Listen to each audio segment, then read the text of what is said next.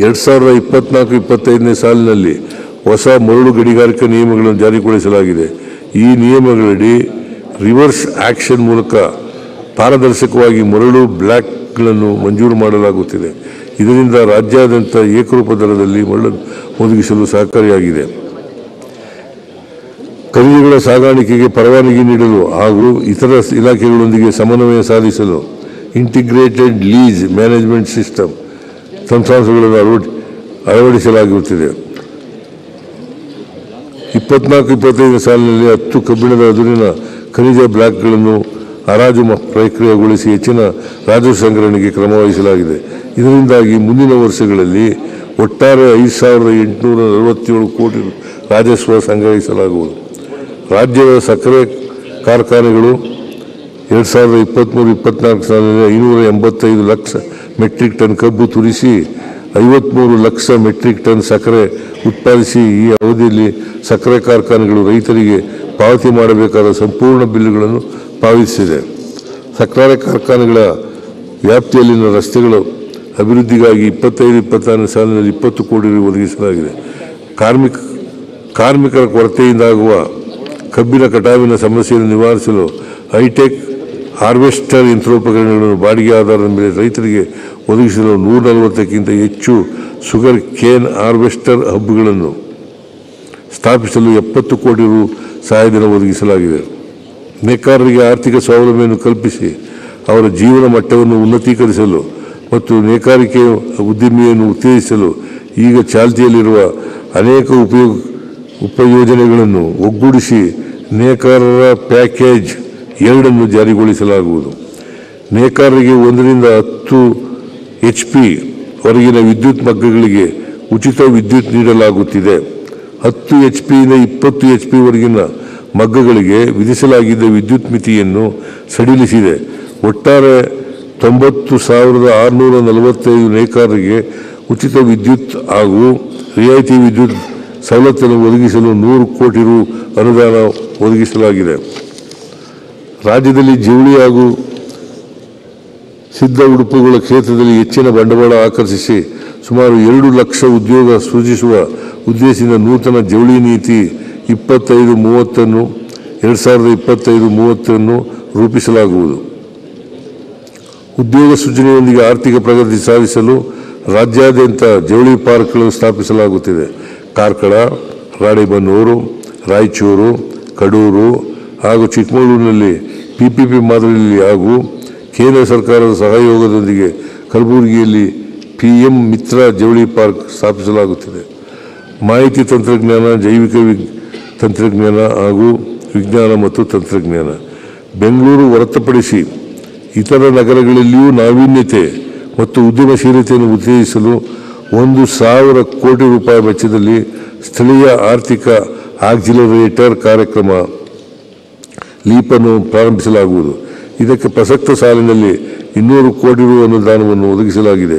ಈ ಕಾರ್ಯಕ್ರಮಗಳಿಂದ ರಾಜ್ಯಾದ್ಯಂತ 5 ಲಕ್ಷ ಹೊಸ ಉದ್ಯೋಗ ಸೃಷ್ಟಿಸುವ ಗುರಿ ಹೊಂದಿದೆ. ಈ ಕಾರ್ಯಕ್ರಮಗಳಲ್ಲಿ ಕೆಳಗಿನ ಉಪಕ್ರಮಗಳನ್ನು ಕೈಗೊಳ್ಳಲಾಗುವುದು. ಮೈಸೂರು, ಮಂಗಳೂರು, ಉಡುಪಿ, ಮಣಿಪಾಲ್, ಹುಬ್ಬಳ್ಳಿ, ಧಾರವಾಡ, ಬೆಳಗಾವಿ ಮತ್ತು ಕಲಬುರಗಿಗಳಲ್ಲಿ ನವೋದ್ಯಮ ಪರಿಸರ ವ್ಯವಸ್ಥೆಯನ್ನು ಅಭಿವೃದ್ಧಿಪಡಿಸಲಾಗುವುದು. ಇನ್ಕ್ಯುಬೇಟರ್ಗಳು, ಆಕ್ಸಿಲರೇಟರ್ಗಳು, ಉತ್ಕೃಷ್ಟತಾ ಕೇಂದ್ರಗಳು ಮತ್ತು ಜಾಗತಿಕ ತಂತ್ರಜ್ಞಾನ ಕೇಂದ್ರಗಳನ್ನು ಸ್ಥಾಪಿಸಲು ಲೈಫ್ ಸೈಕಲ್ ವಿಧಾನ ಅನುಸರಿಸಲಾಗುವುದು. ಡೀಪ್ ಟೆಕ್ ಅಭಿವೃದ್ಧಿಗಾಗಿ 100 ಕೋಟಿ ರು ಕಾರ್ಪಸ್ ನಿಧಿ ಹಾಗೂ 300 ಕೋಟಿ ರುಗಳ ಫಂಡ್ ಆಫ್ ಫಂಡ್ಸ್ ಸ್ಥಾಪಿಸಲಾಗುವುದು. ವಾಣಿಜ್ಯೋದ್ಯಮ, ಮಾಹಿತಿ ತಂತ್ರಜ್ಞಾನ ಮತ್ತು ಆವಿಷ್ಕಾರಕ್ಕೆ ಸಂಬಂಧಿಸಿದ ಜಾಗತಿಕ ಮತ್ತು ರಾಷ್ಟ್ರೀಯ ಸೂಚ್ಯಂಕಗಳಲ್ಲಿ ಕರ್ನಾಟಕವು ಅಗ್ರಸ್ಥಾನದಲ್ಲಿದೆ ಎಂಬುದು ಹೆಮ್ಮೆಯ ವಿಷಯವಾಗಿದೆ. ರಾಜ್ಯಕ್ಕೆ ಹೆಚ್ಚಿನ ಬಂಡವಾಳ ಹೂಡಿಕೆ ಹಾಗೂ ಹೊಸ ಉದ್ಯೋಗಗಳನ್ನು ಸೃಷ್ಟಿಸುವ ಉದ್ದೇಶದಿಂದ ಈ ವಲಯದಲ್ಲಿ ಪ್ರೋತ್ಸಾಹಗಳನ್ನೊಳಗೊಂಡ ಅನೇಕ ನೀತಿಗಳನ್ನು ಜಾರಿಗೊಳಿಸಲಾಗಿರುತ್ತದೆ. ನೀತಿಯ ವಿವರಗಳನ್ನು ಅನುಬಂಧ 8ರಲ್ಲಿ ಒದಗಿಸಿದೆ.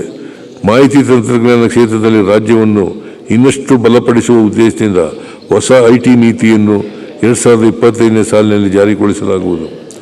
ಕ್ಲೌಡ್ ಕಂಪ್ಯೂಟಿಂಗ್ ಮತ್ತು ನೂತನ ತಂತ್ರಜ್ಞಾನಗಳ ಅಭಿವೃದ್ಧಿಗೆ ಒತ್ತು ನೀಡುವುದರ ಜೊತೆಗೆ ಶ್ರೇಣಿ 2 ಮತ್ತು ಶ್ರೇಣಿ 3 ನಗರಗಳಿಗೂ ಮಾಹಿತಿ ತಂತ್ರಜ್ಞಾನ ಕ್ಷೇತ್ರ ವಿಸ್ತರಿಸಿ ಜಾಗತಿಕ ತಂತ್ರಜ್ಞಾನ ಕೇಂದ್ರವನ್ನಾಗಿ ಕರ್ನಾಟಕದ ಸ್ಥಾನವನ್ನು ಬಲಪಡಿಸುತ್ತದೆ. ಕರ್ನಾಟಕವನ್ನು ಕೃತಕ ಬುದ್ಧಿಮತ್ತೆ AI ಆಧಾರಿತ ಕ್ಷೇತ್ರದಲ್ಲಿ ಪಾರಮ್ಯ ಸಾಧಿಸಲು ಮುಂದಿನ 5 ವರ್ಷಗಳಲ್ಲಿ 50 ಕೋಟಿ ರೂಪಾಯಿಯೊಂದಿಗೆ centre for applied AI for tech solutions ಸ್ಥಾಪಿಸಲಾಗುವುದು. ರಾಜ್ಯವನ್ನು AI ಕ್ಷೇತ್ರದಲ್ಲಿ ಮುಂಚೂಣಿಗೆ ತರಲು ಸರ್ಕಾರ ಬದ್ಧವಾಗಿದೆ. ಬೆಂಗಳೂರಿನ ಭಾರತೀಯ ವಿಜ್ಞಾನ ಸಂಸ್ಥೆಯ ಸಹಯೋಗದೊಂದಿಗೆ ಕ್ವಾಂಟಮ್ ತಂತ್ರಜ್ಞಾನದ ಅಭಿವೃದ್ಧಿಯನ್ನು ಉತ್ತೇಜಿಸಲು ಕ್ವಾಂಟಮ್ ರಿಸರ್ಚ್ ಪಾರ್ಕ್ ಹಂತ 2 48 ಕೋಟಿ ರು ವೆಚ್ಚದಲ್ಲಿ ಮುಂದಿನ 3 ವರ್ಷಗಳಲ್ಲಿ ಸ್ಥಾಪಿಸಲಾಗುವುದು. ಕರ್ನಾಟಕ ಜೈವಿಕ ತಂತ್ರಜ್ಞಾನ ನೀತಿ 2024-29 MSME ಮತ್ತು ಉದ್ಯಮ ವಿಭಾಗದಲ್ಲಿ 1,500 ಕೋಟಿ ರು ಹೂಡಿಕೆಯನ್ನು ಆಕರ್ಷಿಸುವ ಉದ್ದೇಶ ಹೊಂದಲಾಗಿದ್ದು 220 ಕೋಟಿ ರೂಪಾಯಿ ಪ್ರೋತ್ಸಾಹದ ಮೂಲಕ ಜಾರಿಗೆ ತರಲಾಗುವುದು. ಬೆಂಕಿ ಅನಾಹುತದಲ್ಲಿ ತೀವ್ರ ಹಾನಿ ಸಂಭವಿಸಿದ ಬೆಂಗಳೂರು ಬಯೋ ಇನ್ನೋವೇಷನ್ ಸೆಂಟರ್ನ ಪುನರ್ ನಿರ್ಮಾಣಕ್ಕೆ ಒಟ್ಟು 57 ಕೋಟಿ ರು ನೆರವು ನೀಡಲಾಗುವುದು. ಪ್ರಸಕ್ತ ಸಾಲಿನಲ್ಲಿ 20 ಕೋಟಿ ರೂಪಾಯಿ ಅನುದಾನ ಒದಗಿಸಿದೆ. ಜಾಗತಿಕ ಸಾಮರ್ಥ್ಯ ಕೇಂದ್ರಗಳ ವಲಯದಲ್ಲಿ ಕರ್ನಾಟಕದ ನಾಯಕತ್ವವನ್ನು ಮತ್ತಷ್ಟು ಬಲಪಡಿಸಲು ಕಿಯೋನಿಕ್ಸ್ ಮೂಲಕ ಗ್ಲೋಬಲ್ ಇನ್ನೋವೇಷನ್ ಡಿಸ್ಟ್ರಿಕ್ಟ್ ಅನ್ನು ಮೈಸೂರು, ಬೆಳಗಾವಿ, ಧಾರವಾಡ ಮತ್ತು ಬೆಂಗಳೂರಿನಲ್ಲಿ ಅಭಿವೃದ್ಧಿಪಡಿಸಲಾಗುವುದು. ಕೋಲಾರ, ರಾಮನಗರ, ಚಿತ್ರದುರ್ಗ ಮತ್ತು ವಿಜಯನಗರ ಜಿಲ್ಲೆಗಳ ಹೊಸ ಉಪ ಪ್ರಾದೇಶಿಕ ವಿಜ್ಞಾನ ಕೇಂದ್ರಗಳನ್ನು ಸ್ಥಾಪಿಸಲಾಗುವುದು. ಪ್ರಸಕ್ತ ಸಾಲಿನಲ್ಲಿ 9 ಕೋಟಿ ರೂಪಾಯಿ ಒದಗಿಸಲಾಗಿದೆ. ಎಲೆಕ್ಟ್ರಾನಿಕ್ಸ್ ಉತ್ಪಾದನೆಗೆ ಪೂರಕ ವ್ಯವಸ್ಥೆಯನ್ನು ಸೃಷ್ಟಿಸಲು ಮೈಸೂರಿನ 150 ಎಕರೆ ಪ್ರದೇಶದಲ್ಲಿ ಅತ್ಯಾಧುನಿಕ ಪ್ರಿಂಟೆಡ್ ಸರ್ಕ್ಯೂಟ್ ಬೋರ್ಡ್ ಪಾರ್ಕ್ ಅನ್ನು ಅಭಿವೃದ್ಧಿಪಡಿಸಲಾಗುತ್ತಿದೆ. ಕರ್ನಾಟಕದಲ್ಲಿ ಸಂವೇದಕಗಳಿಗೆ ಸಂಶೋಧನೆ ಮತ್ತು ಅಭಿವೃದ್ಧಿ ಕೌಶಲ್ಯ ಮತ್ತು ಪರಿಸರ ವ್ಯವಸ್ಥೆಯನ್ನು ಉತ್ತೇಜಿಸಲು ಕೈಗಾರಿಕೆಗಳ ಮತ್ತು ಭಾರತ ಸರ್ಕಾರದ ಸಹಭಾಗಿತ್ವದಲ್ಲಿ ಸೆನ್ಸರ್ ಟೆಕ್ ಇನ್ನೋವೇಷನ್ ಹಬ್ ಒಟ್ಟು 99 ಕೋಟಿ ರು ವೆಚ್ಚದಲ್ಲಿ ಸ್ಥಾಪಿಸಲಾಗುವುದು. ಕಿಯೋನಿಕ್ಸ್ ವತಿಯಿಂದ ಮಂಗಳೂರು, ಹುಬ್ಬಳ್ಳಿ ಮತ್ತು ಬೆಳಗಾವಿಯಲ್ಲಿ ಪ್ಲಗ್ ಅಂಡ್ ಪ್ಲೇ ಸೌಲಭ್ಯಗಳನ್ನು ಒಳಗೊಂಡ 3 ಹೊಸ ಜಾಗತಿಕ ತಂತ್ರಜ್ಞಾನ ಕೇಂದ್ರಗಳನ್ನು ಸ್ಥಾಪಿಸಲಾಗುವುದು. ಕೃಷಿ ಕ್ಷೇತ್ರದಲ್ಲಿ ತಂತ್ರಜ್ಞಾನದ ಏಕೀಕರಣದ ಅಗತ್ಯವಿರುವುದರಿಂದ ಕಲಬುರಗಿಯಲ್ಲಿ ಅಗ್ರಿ ಟೆಕ್ ವೇಗವರ್ಧಕವನ್ನು ಸ್ಥಾಪಿಸಲು ಉದ್ದೇಶಿಸಲಾಗಿದೆ. ಕಲಬುರಗಿಯಲ್ಲಿ ಪ್ಲಗ್ ಅಂಡ್ ಪ್ಲೇ ಸೌಲಭ್ಯವಿರುವ ಫ್ಲಾಟ್ ಫ್ಯಾಕ್ಟರಿಯನ್ನು ಸ್ಥಾಪಿಸಲಾಗುತ್ತದೆ. ಕನ್ನಡ ಮತ್ತು ಸಂಸ್ಕೃತಿ. ಬಾಗಲಕೋಟೆ ಜಿಲ್ಲೆಯ ಇತಿಹಾಸ ಪ್ರಸಿದ್ಧ ಮತ್ತು ಪಾರಂಪರಿಕ ತಾಣವಾದ ಬಾದಾಮಿಯ ಚಾಲುಕ್ಯ ಉತ್ಸವದಲ್ಲಿ ನೇತೃತ್ವ ಕಾರ್ಯಕ್ರಮವನ್ನು 2 ಕೋಟಿ ನೃತ್ಯೋತ್ಸವ ಕಾರ್ಯಕ್ರಮವನ್ನು 2 ಕೋಟಿ ರು ವೆಚ್ಚದಲ್ಲಿ ಆಯೋಜಿಸಲಾಗುವುದು. ಅಂತಾರಾಷ್ಟ್ರೀಯ ಬಸವ ಆಧ್ಯಾತ್ಮಿಕ ಹಾಗೂ ವಚನ ಅಧ್ಯಯನ ಕೇಂದ್ರವನ್ನು ಬೆಂಗಳೂರಿನಲ್ಲಿ ಸ್ಥಾಪನೆ ಮಾಡಲು ತಾತ್ವಿಕ ಅನುಮೋದನೆ ನೀಡಿದ್ದು, ಈ ಬಗ್ಗೆ ತಜ್ಞರ ಸಮಿತಿಯನ್ನು ರಚಿಸಿ ವಿಸ್ತೃತ ವರದಿ ಪಡೆದು ಕ್ರಮ ಕೈಗೊಳ್ಳಲಾಗುವುದು. ತಾಯಿ ಭುವನೇಶ್ವರಿಯ ಭವ್ಯವಾದ ಪ್ರತಿಮೆಯನ್ನು ರಾಜ್ಯದ ಆಡಳಿತ ಕೇಂದ್ರ ಸ್ಥಾನವಾದ ವಿಧಾನಸೌಧದ ಆವರಣದಲ್ಲಿ ಪ್ರತಿಷ್ಠಾಪಿಸಲಾಗಿದೆ. ಕೇಂದ್ರ ಸಾಹಿತ್ಯ ಅಕಾಡೆಮಿ ಪ್ರಶಸ್ತಿ ಪುರಸ್ಕೃತರಾದ ಶ್ರೀ ಬೋಳುವಾರು ಮೊಹಮ್ಮದ್ ಕುನ್ನಿ ಅವರ ಸ್ವಾತಂತ್ರ್ಯದ ಓಟ ಕಾದಂಬರಿಯನ್ನು 1 ಕೋಟಿ ರು ವೆಚ್ಚದಲ್ಲಿ ನಾಟಕ ರೂಪದಲ್ಲಿ ನಿರ್ಮಾಣ ಮಾಡಿ ರಾಜ್ಯಾದ್ಯಂತ ಪ್ರಕಟಿಸಲಾಗುವುದು. ಕನ್ನಡ ಭಾರತಿ ಎನ್ನುವ ಪುಸ್ತಕ ಮಾಲಿಕೆಯಡಿ ಬೇರೆ ಬೇರೆ ಕ್ಷೇತ್ರಗಳಲ್ಲಿ ಗಣನೀಯ ಸಾಧನೆ ಮಾಡಿದ ಶ್ರೇಷ್ಠ ಸಾಧಕರ ಜೀವನವನ್ನು ಪರಿಚಯಿಸುವ ಪುಸ್ತಕಗಳನ್ನು 50 ಲಕ್ಷ ರುಗಳಲ್ಲಿ ಪ್ರಕಟಿಸಲಾಗುವುದು. ದಾವಣಗೆರೆಯ ಕೊಂಡಜಿ ಬೆಟ್ಟದ ಪರಿಸರದಲ್ಲಿ ಸ್ಥಾಪಿಸಲಾಗಿರುವ ವೃತ್ತಿ ರಂಗಭೂಮಿ ರಂಗಾಯಣದಲ್ಲಿ 3 ಕೋಟಿ ರು ವೆಚ್ಚದಲ್ಲಿ ಮೂಲಭೂತ ಸೌಕರ್ಯ, ವೃತ್ತಿ ರಂಗಾಯಣ ಸಮುಚ್ಚಯ ಹಾಗೂ ಥಿಯೇಟರ್ ಮ್ಯೂಸಿಯಂ ನಿರ್ಮಾಣ ಮಾಡಲಾಗುವುದು. ಕಲೆ, ಸಾಹಿತ್ಯ ಮತ್ತು ಸಾಂಸ್ಕೃತಿಕ ಕ್ಷೇತ್ರದಲ್ಲಿನ ಕಲಾವಿದರ ಮಾಸಾಸನವನ್ನು 2,000 ರೂಗಳಿಂದ 2,500 ರೂಗಳಿಗೆ ಹೆಚ್ಚಿಸಲಾಗುವುದು. ರಾಷ್ಟ್ರಕವಿ GS ಶಿವರುದ್ರಪ್ಪ ಟ್ರಸ್ಟ್ನ ಕಾರ್ಯಚಟುವಟಿಕೆಗಳನ್ನು ಕೈಗೊಳ್ಳಲು ಬೆಂಗಳೂರಿನಲ್ಲಿ ಸುಸಜ್ಜಿತ ಕಟ್ಟಡ ನಿರ್ಮಾಣ ಮಾಡಲು 1 ಕೋಟಿ ರೂಪಾಯಿ ಅನುದಾನ ಒದಗಿಸಲಾಗುವುದು. ಸೇವಾದಳ ಸಂಸ್ಥಾಪಕ ಹಾಗೂ ಸ್ವಾತಂತ್ರ್ಯ ಸೇನೆ ಪದ್ಮಭೂಷಣ ಡಾಕ್ಟರ್ NS ಹರ್ಡೀಕರ್ ಅವರ ಸ್ಮಾರಕವನ್ನು ಬೆಳಗಾವಿ ಜಿಲ್ಲೆಯ ಘಟಪ್ರಭಾದ ಆರೋಗ್ಯಧಾಮದಲ್ಲಿ ನಿರ್ಮಿಸಲು 2 ಕೋಟಿ ರು ಒದಗಿಸಲಾಗುವುದು. ಮೈಸೂರು ವಿಶ್ವವಿದ್ಯಾನಿಲಯದ ಕುವೆಂಪು ಕನ್ನಡ ಅಧ್ಯಯನ ಸಂಸ್ಥೆಯಲ್ಲಿರುವ 2,500 ಪ್ರಾಚೀನ ತಾಳೆಗರಿಯ ಹಸ್ತಪ್ರತಿಗಳ ಡಿಜಿಟಲೀಕರಣ ಯೋಜನೆಯನ್ನು 1 ಕೋಟಿ ರು ವೆಚ್ಚದಲ್ಲಿ ಕೈಗೊಳ್ಳಲಾಗುವುದು. ಮತೀಯವಾದದಿಂದ ಪ್ರಭಾವಿತವಾಗಿರುವ ಇಂದಿನ ಯುವಜನತೆಗೆ ಸಾಮರಸ್ಯದಿಂದ ಬದುಕುವಂತೆ ಪ್ರೇರೇಪಿಸುವ ರಾಮ್ ಮನೋಹರ ಲೋಹಿಯಾ ಹಾಗೂ ಮಹನೀಯರ ಪುಸ್ತಕಗಳಲ್ಲಿನ ಸೌಹಾರ್ದತೆಯ ಅಂಶಗಳನ್ನು ಕ್ರೋಢೀಕರಿಸಿ ಕನ್ನಡ ಭಾಷೆಯಲ್ಲಿ ಪ್ರಕಟಿಸಲಾಗುವುದು. ಈ ಕುರಿತು ಕಮ್ಮಟ ಕಾರ್ಯಾಗಾರಗಳನ್ನು ಏರ್ಪಡಿಸಲಾಗುವುದು. ಮೈಸೂರಿನ ರಂಗಾಯಣದ ಚಟುವಟಿಕೆಗಳಿಗೆ 2 ಕೋಟಿ ರೂಪಾಯಿ ಅನುದಾನವನ್ನು ಒದಗಿಸಲಾಗುವುದು. ಸಂತಕವಿ ಕನಕದಾಸ ಮತ್ತು ಪುರಂದರದಾಸರ ತತ್ವಪದಕಾರರ ಅಧ್ಯಯನ ಕೇಂದ್ರಕ್ಕೆ ತತ್ವಪದ ಪಾರಿಭಾಷಿಕ ಪದಕೋಶದ ಸಿದ್ಧತೆ ಮತ್ತು ಪ್ರಕಟಣೆ ಕಾರ್ಯಕ್ಕಾಗಿ 1 ಕೋಟಿ ರೂಪಾಯಿ ಒದಗಿಸಲಾಗುವುದು. ಶಿಕ್ಷಣ ತಜ್ಞ ಪದ್ಮಭೂಷಣ ಡಾಕ್ಟರ್ SC ನರಸಿಂಹಯ್ಯನವರ ಸ್ಮರಣಾರ್ಥವಾಗಿ ಡಾಕ್ಟರ್ SC ನರಸಿಂಹಯ್ಯ ಪ್ರಾಧಿಕಾರವನ್ನು ಸ್ಥಾಪಿಸಲಾಗುವುದು. ಅವರು ವ್ಯಾಸಂಗ ಮಾಡಿದ ಗೌರಿಬಿದೂರಿನ ಸರ್ಕಾರಿ ಹಿರಿಯ ಪ್ರಾಥಮಿಕ ಶಾಲೆಯನ್ನು ಉನ್ನತೀಕರಿಸಲಾಗುವುದು. ಪ್ರವಾಸೋದ್ಯಮ ರಾಜ್ಯದಲ್ಲಿ ಪ್ರವಾಸೋದ್ಯಮ ವಲಯದ ವಿಪುಲ ಅವಕಾಶ ಮತ್ತು ಸಾಮರ್ಥ್ಯದ ಸದ್ಬಳಕೆ ಮಾಡಿಕೊಳ್ಳಲು ನೂತನ ಪ್ರವಾಸೋದ್ಯಮ ನೀತಿ 2024-29 ಜಾರಿಗೊಳಿಸಲಾಗಿದೆ. ಪ್ರವಾಸೋದ್ಯಮ ಕ್ಷೇತ್ರವನ್ನು ಆಶಾದಾಯಕ ಮತ್ತು ಸುಸ್ಥಿರ ಅಭಿವೃದ್ಧಿ ಮೂಲಕ ಆದ್ಯತೆಯ ವಲಯವಾಗಿಸುವ ಉದ್ದೇಶ ಹೊಂದಿರುವ ಈ ನೀತಿಯಿಂದ ರಾಜ್ಯದಲ್ಲಿ 8,000 ಕೋಟಿ ರು ಹೂಡಿಕೆ ನಿರೀಕ್ಷೆ ಹಾಗೂ 1.5 ಲಕ್ಷ ಉದ್ಯೋಗ ಸೃಜನೆಯ ಗುರಿ ಹೊಂದಿದ್ದೇವೆ. ರಾಜ್ಯದ ಪ್ರಮುಖ ಧಾರ್ಮಿಕ ಸ್ಥಳವಾದ ಸವದತ್ತಿಯ ಶ್ರೀ ರೇಣುಕಾ ಯಲ್ಲಮ್ಮ ಕ್ಷೇತ್ರ ಹಾಗೂ ಬೆಂಗಳೂರಿನಲ್ಲಿರುವ ದೇವಿಕರಾಣಿ ರೋರಿಚ್ ಎಸ್ಟೇಟ್ ವಿಶೇಷ ಬಂಡವಾಳ ಯೋಜನೆಯಡಿಯಲ್ಲಿ ಒಟ್ಟಾರೆ 199 ಕೋಟಿ ರು ವೆಚ್ಚದಲ್ಲಿ ಅಭಿವೃದ್ಧಿಪಡಿಸಲಾಗುವುದು. ರಾಜ್ಯದ 10 ಜಿಲ್ಲೆಗಳಲ್ಲಿನ ಪ್ರವಾಸಿ ತಾಣಗಳನ್ನು ಅಭಿವೃದ್ಧಿಪಡಿಸಲು 25-26 ಸಾಲಿನಲ್ಲಿ 50 ಕೋಟಿ ರು ಅನುದಾನವನ್ನು ಒದಗಿಸಲಾಗುವುದು. ದಕ್ಷಿಣ ಕನ್ನಡ, ಉಡುಪಿ ಮತ್ತು ಉತ್ತರ ಕನ್ನಡ ಜಿಲ್ಲೆಗಳಲ್ಲಿ ಕಡಲ ತೀರದ ಅಭಿವೃದ್ಧಿ ಹಾಗೂ ರಸ್ತೆ ಬದಿ ಸೌಲಭ್ಯಗಳನ್ನು ಉನ್ನತೀಕರಿಸುವ ಮೂಲಕ ಶೈಕ್ಷಣಿಕ, ಆರೋಗ್ಯ, ಸಾಹಸ, ಪರಿಸರ, ಜಲಸಾರಿಗೆ ಹಾಗೂ ಕಡಲ ತೀರದ ಪ್ರವಾಸೋದ್ಯಮಗಳಿಗೆ ಲಭ್ಯವಿರುವ ಅವಕಾಶಗಳನ್ನು ಉಪಯೋಗಿಸಿಕೊಳ್ಳಲಾಗುವುದು. ಯುನೆಸ್ಕೋ ಪಾರಂಪರಿಕ ಪ್ರವಾಸಿ ತಾಣಗಳ ಪಟ್ಟಿಗೆ ಸೇರ್ಪಡೆಗೊಂಡಿರುವ ಬೇಲೂರು, ಹಳೇಬೀಡು, ಸೋಮನಾಥಪುರ ಪ್ರವಾಸಿ ತಾಣಗಳಲ್ಲಿ ಮೂಲ ಸೌಲಭ್ಯಗಳನ್ನು ಅಭಿವೃದ್ಧಿಪಡಿಸಲಾಗುವುದು.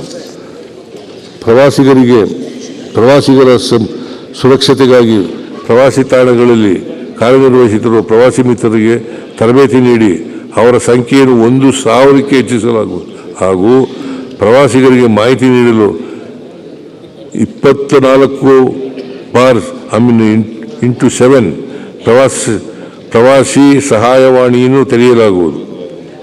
ರಾಜ್ಯದ ಸ್ಮಾರಕಗಳ ಸಂರಕ್ಷಣೆಗೆ ಅಗತ್ಯವಾಗಿರುವ ಮೂಲ ಸೌಕರ್ಯಗಳನ್ನು ಸೃಷ್ಟಿಸಲು 25 ಸ್ಮಾರಕಗಳನ್ನು ದತ್ತು ನೀಡಲಾಗಿದೆ. ಮುಂದಿನ ಹಂತದಲ್ಲಿ ಇನ್ನೂ ಹೆಚ್ಚಿನ ಸ್ಮಾರಕಗಳನ್ನು ನಮ್ಮ ಸ್ಮಾರಕ ಡಿಜಿಟಲ್ ವೇದಿಕೆಯ ಮುಖಾಂತರ ದತ್ತು ನೀಡಲು ಉದ್ದೇಶಿಸಲಾಗಿದೆ. ರಾಜ್ಯದ ಪ್ರವಾಸಿ ತಾಣಗಳ ಸಮಗ್ರ ಮಾಹಿತಿಯನ್ನು ಸಂಗ್ರಹಿಸಲು ಒನ್ ಟ್ಯಾಗ್ ಡಿಜಿಟಲ್ ಗ್ರಿಡ್ ಅನ್ನು ಉಪಯೋಗಿಸಲಾಗುವುದು. ಐತಿಹಾಸಿಕ ಲಕ್ಕುಂಡಿಯಲ್ಲಿರುವ ಪಾರಂಪರಿಕ ದೇವಾಲಯಗಳನ್ನು ವಿಶ್ವ ಪಾರಂಪರಿಕ ತಾಣಗಳ ಪಟ್ಟಿಗೆ ಸೇರ್ಪಡೆಗೊಳಿಸಲು ಅಗತ್ಯ ಸೌಕರ್ಯಗಳನ್ನು ಒದಗಿಸಲಾಗುವುದು ಮತ್ತು ಪ್ರಾಚ್ಯ ವಿಶೇಷಗಳ ಸಂರಕ್ಷಣೆಗಾಗಿ ಬಯಲು ವಸ್ತು ಸಂಗ್ರಹಾಲಯವನ್ನು ಪ್ರಾರಂಭಿಸಲಾಗುವುದು. ರಾಜ್ಯದ ಸಂಸ್ಕೃತಿ ನಾಗರಿಕತೆಯ ಉಗಮ ವಿಕಾಸಗಳೂ ಸೇರಿದಂತೆ ಐತಿಹಾಸಿಕ ಸಾಮಾಜಿಕ ಸಂಗತಿಗಳನ್ನು ಬಿಂಬಿಸುವ ರಾಜ್ಯ ಮಟ್ಟದ ವಸ್ತು ಸಂಗ್ರಹಾಲಯವನ್ನು ಮೈಸೂರು ನಗರದ ಹಳೆಯ ಜಿಲ್ಲಾಧಿಕಾರಿಗಳ ಕಚೇರಿಯಲ್ಲಿ ಸ್ಥಾಪಿಸಲಾಗುವುದು. ಯುವ ಸಬಲೀಕರಣ ಮತ್ತು ಕ್ರೀಡೆ ಗುರಿ ಒಲಿಂಪಿಕ್ ಪದಕ ಯೋಜನೆಯಡಿ ರಾಜ್ಯದ ಅತ್ಯಂತ ಪ್ರತಿಭಾನ್ವಿತ 60 ಕ್ರೀಡಾಪಟುಗಳನ್ನು ಗುರುತಿಸಿ ಒಲಿಂಪಿಕ್ 228ಗೆ ತಯಾರಿ ಕೈಗೊಳ್ಳಲು ವಾರ್ಷಿಕ ತಲಾ 10 ಲಕ್ಷ ರುನಂತೆ ಪ್ರೋತ್ಸಾಹಧನವನ್ನು 3 ವರ್ಷ ನೀಡಲಾಗುವುದು. ಈ ವರ್ಷಕ್ಕೆ 6 ಕೋಟಿ ರು ಒದಗಿಸಲಾಗುವುದು. ಬೆಂಗಳೂರು ಗ್ರಾಮಾಂತರ ಜಿಲ್ಲೆಯ ಆದಿನಾರಾಯಣ ಹೊಸಹಳ್ಳಿಯಲ್ಲಿರುವ 20 ಎಕರೆ ನಿವೇಶನದಲ್ಲಿ ಜಿಲ್ಲಾ ಕ್ರೀಡಾಂಗಣ ನಿರ್ಮಿಸಲಾಗುವುದು ಹಾಗೂ ಸೈಕ್ಲಿಂಗ್ ಕ್ರೀಡೆಯ ಉತ್ತೇಜನ ನೀಡಲು 5 ಕೋಟಿ ರು ವೆಚ್ಚದಲ್ಲಿ ಆಧುನಿಕ ಸೈಕ್ಲಿಂಗ್ ವೆಲೋಡ್ರಮ್ ನಿರ್ಮಿಸಲಾಗುವುದು. ದಕ್ಷಿಣ ಕನ್ನಡ ಮತ್ತು ಉಡುಪಿ ಜಿಲ್ಲೆಗಳ ಜಿಲ್ಲಾ ಕ್ರೀಡಾಂಗಣ ಅಭಿವೃದ್ಧಿಗೆ ತಲಾ 3 ಕೋಟಿ ರುಗಳಂತೆ 6 ಕೋಟಿ ರೂಪಾಯಿ ಒದಗಿಸಲಾಗುವುದು. ನಿವೇಶನ ಲಭ್ಯವಿರುವ 12 ತಾಲೂಕುಗಳ ಕೇಂದ್ರಗಳಿಗೆ ತಲಾ 2 ಕೋಟಿ ರೂಪಾಯಿ ವೆಚ್ಚದಲ್ಲಿ ತಾಲೂಕು ಕ್ರೀಡಾಂಗಣಗಳನ್ನು ನಿರ್ಮಿಸಲಾಗುವುದು. ಪ್ರಸಕ್ತ ಸಾಲಿನಲ್ಲಿ ಒಟ್ಟು 12 ಕೋಟಿ ರೂಪಾಯಿ ಒದಗಿಸಲಾಗುವುದು. ಯಲಬುರ್ಗಾದ ಕ್ರಾಂತಿವೀರ ಸಂಗೊಳ್ಳಿ ರಾಯಣ್ಣ ತಾಲೂಕು ಕ್ರೀಡಾಂಗಣ ಹಾಗೂ ಟಿ ನರಸೀಪುರ ತಾಲೂಕು ಕ್ರೀಡಾಂಗಣವನ್ನು 6 ಕೋಟಿ ರು ಅನುದಾನದಲ್ಲಿ ಅಭಿವೃದ್ಧಿಗೊಳಿಸಲಾಗುವುದು. ರಾಜ್ಯದ 4 ವಿಭಾಗಗಳಲ್ಲಿ ತಲಾ ಒಂದರಂತೆ ಜಿಲ್ಲಾ ಕ್ರೀಡಾಂಗಣಗಳಲ್ಲಿ ಶೂಟಿಂಗ್ ರೇಂಜ್ಗಳನ್ನು ಮುಂದಿನ 3 ವರ್ಷಗಳಲ್ಲಿ ಒಟ್ಟು 3 ಕೋಟಿ ರು ವೆಚ್ಚದಲ್ಲಿ ನಿರ್ಮಿಸಲಾಗುವುದು. ಗ್ರಾಮೀಣ ಕ್ರೀಡೆಗಳಾದ ಕಂಬಳ, ಎತ್ತಿನ ಬಂಡಿ, ಓಟ ಮತ್ತು ಮಲ್ಲಕಂಬ ಕ್ರೀಡೆಗಳಿಗೆ ಉತ್ತೇಜನ ನೀಡಲಾಗುವುದು. ಅತಿ ಹಿಂದುಳಿದ ಅರಣ್ಯಾಧಾರಿತ ಬುಡಕಟ್ಟು ವರ್ಗದವರಿಗೆ ಪ್ರತಿ ವರ್ಷ ಕ್ರೀಡಾಕೂಟ ಆಯೋಜಿಸಲಾಗುವುದು. 25-26ನೇ ಸಾಲಿನಲ್ಲಿ ಈ ಉದ್ದೇಶಕ್ಕೆ 2 ಕೋಟಿ ಒದಗಿಸಲಾಗುವುದು. ಕೂಡಿಗೆ ಕ್ರೀಡಾ ಶಾಲೆಯ ಸೌಲಭ್ಯಗಳನ್ನು ಉನ್ನತೀಕರಣಕ್ಕಾಗಿ 3 ಕೋಟಿ ರೂಪಾಯಿ ಒದಗಿಸಲಾಗುವುದು. ಯಾದಗಿರಿಯ ಶಹಾಪುರದಲ್ಲಿ ಸುಸಜ್ಜಿತವಾದ ಕ್ರೀಡಾ ವಸತಿ ಶಾಲೆಯನ್ನು 10 ಕೋಟಿ ರೂಪಾಯಿ ವೆಚ್ಚದಲ್ಲಿ ಆರಂಭಿಸಲಾಗುವುದು. ಮೈಸೂರು ಮತ್ತು ಬೆಳಗಾವಿಯಲ್ಲಿ ಹೊಸದಾಗಿ ಕ್ರೀಡಾ ವಿಜ್ಞಾನ ಕೇಂದ್ರಗಳನ್ನು 7 ಕೋಟಿ ರೂಪಾಯಿ ವೆಚ್ಚದಲ್ಲಿ ಸ್ಥಾಪಿಸಲಾಗುವುದು. ಬೆಂಗಳೂರು ವಿದ್ಯಾನಗರದಲ್ಲಿರುವ ಈಜುಕೊಳವನ್ನು ಹೀಟಿಂಗ್ ಮತ್ತು ಡೈವಿಂಗ್ ಪೂಲ್ ವ್ಯವಸ್ಥೆಗೊಳಗೊಂಡು ಅಂತಾರಾಷ್ಟ್ರೀಯ ಮಟ್ಟಕ್ಕೆ ಮೇಲ್ದರ್ಜೆಗೆ ಏರಿಸಲಾಗುವುದು. ಚಾಮರಾಜನಗರದಲ್ಲಿ ಒಲಿಂಪಿಕ್ಸ್ ಮಾದರಿಯ ಈಜುಕೊಳವನ್ನು 2 ಕೋಟಿ ರೂಪಾಯಿ ವೆಚ್ಚದಲ್ಲಿ ನಿರ್ಮಿಸಲಾಗುವುದು. ಮೈಸೂರಿನಲ್ಲಿ ಕುಸ್ತಿ, ವಾಲಿಬಾಲ್, ಖೋ-ಖೋ ಅಕಾಡೆಮಿಗಳನ್ನು ಸ್ಥಾಪಿಸಲು 2 ಕೋಟಿ ರೂಪಾಯಿ ಒದಗಿಸಲಾಗುವುದು. ಕ್ರೀಡಾಪಟುಗಳು ತರಬೇತಿ ಪಡೆಯಲು ಹಾಗೂ ಕ್ರೀಡಾಕೂಟಗಳಲ್ಲಿ ಭಾಗವಹಿಸಲು ಸಹಕಾರಿಯಾಗುವಂತೆ ಶಾಲಾ ಕಾಲೇಜುಗಳ ವಾರ್ಷಿಕ ಹಾಜರಾತಿಯಲ್ಲಿ ರಾಜ್ಯ ಮತ್ತು ರಾಷ್ಟ್ರ ಮಟ್ಟದವರೆಗಿನ ಕ್ರೀಡಾಪಟುಗಳಿಗೆ 15% ಹಾಗೂ ಅಂತಾರಾಷ್ಟ್ರೀಯ ಕ್ರೀಡಾಪಟುಗಳಿಗೆ 25% ಹಾಜರಾತಿ ವಿನಾಯಿತಿ ನೀಡಲಾಗುವುದು. ರಾಷ್ಟ್ರೀಯ ಮತ್ತು ಅಂತಾರಾಷ್ಟ್ರೀಯ ಕ್ರೀಡಾಕೂಟಗಳಲ್ಲಿ ಪದಕ ವಿಜೇತ ಕ್ರೀಡಾಪಟುಗಳಿಗೆ 5% ಕೃಪಾಂಕವನ್ನು ವೃತ್ತಿಪರ ಪದವಿ ಮತ್ತು ಉನ್ನತ ಶಿಕ್ಷಣ ಪ್ರವೇಶದಲ್ಲಿ ನೀಡಲಾಗುವುದು. ಉದ್ಯೋಗ ಖಾತರಿ ಯೋಜನೆಯೊಂದಿಗೆ ಸಂಯೋಜಿಸಿ 100 ಶಾಲೆಗಳಲ್ಲಿ ಆಟದ ಮೈದಾನ ನಿರ್ಮಿಸಲು ತಲಾ 5 ಲಕ್ಷ ರೂಪಾಯಿವರೆಗೆ ನೆರವು ನೀಡಲಾಗುವುದು.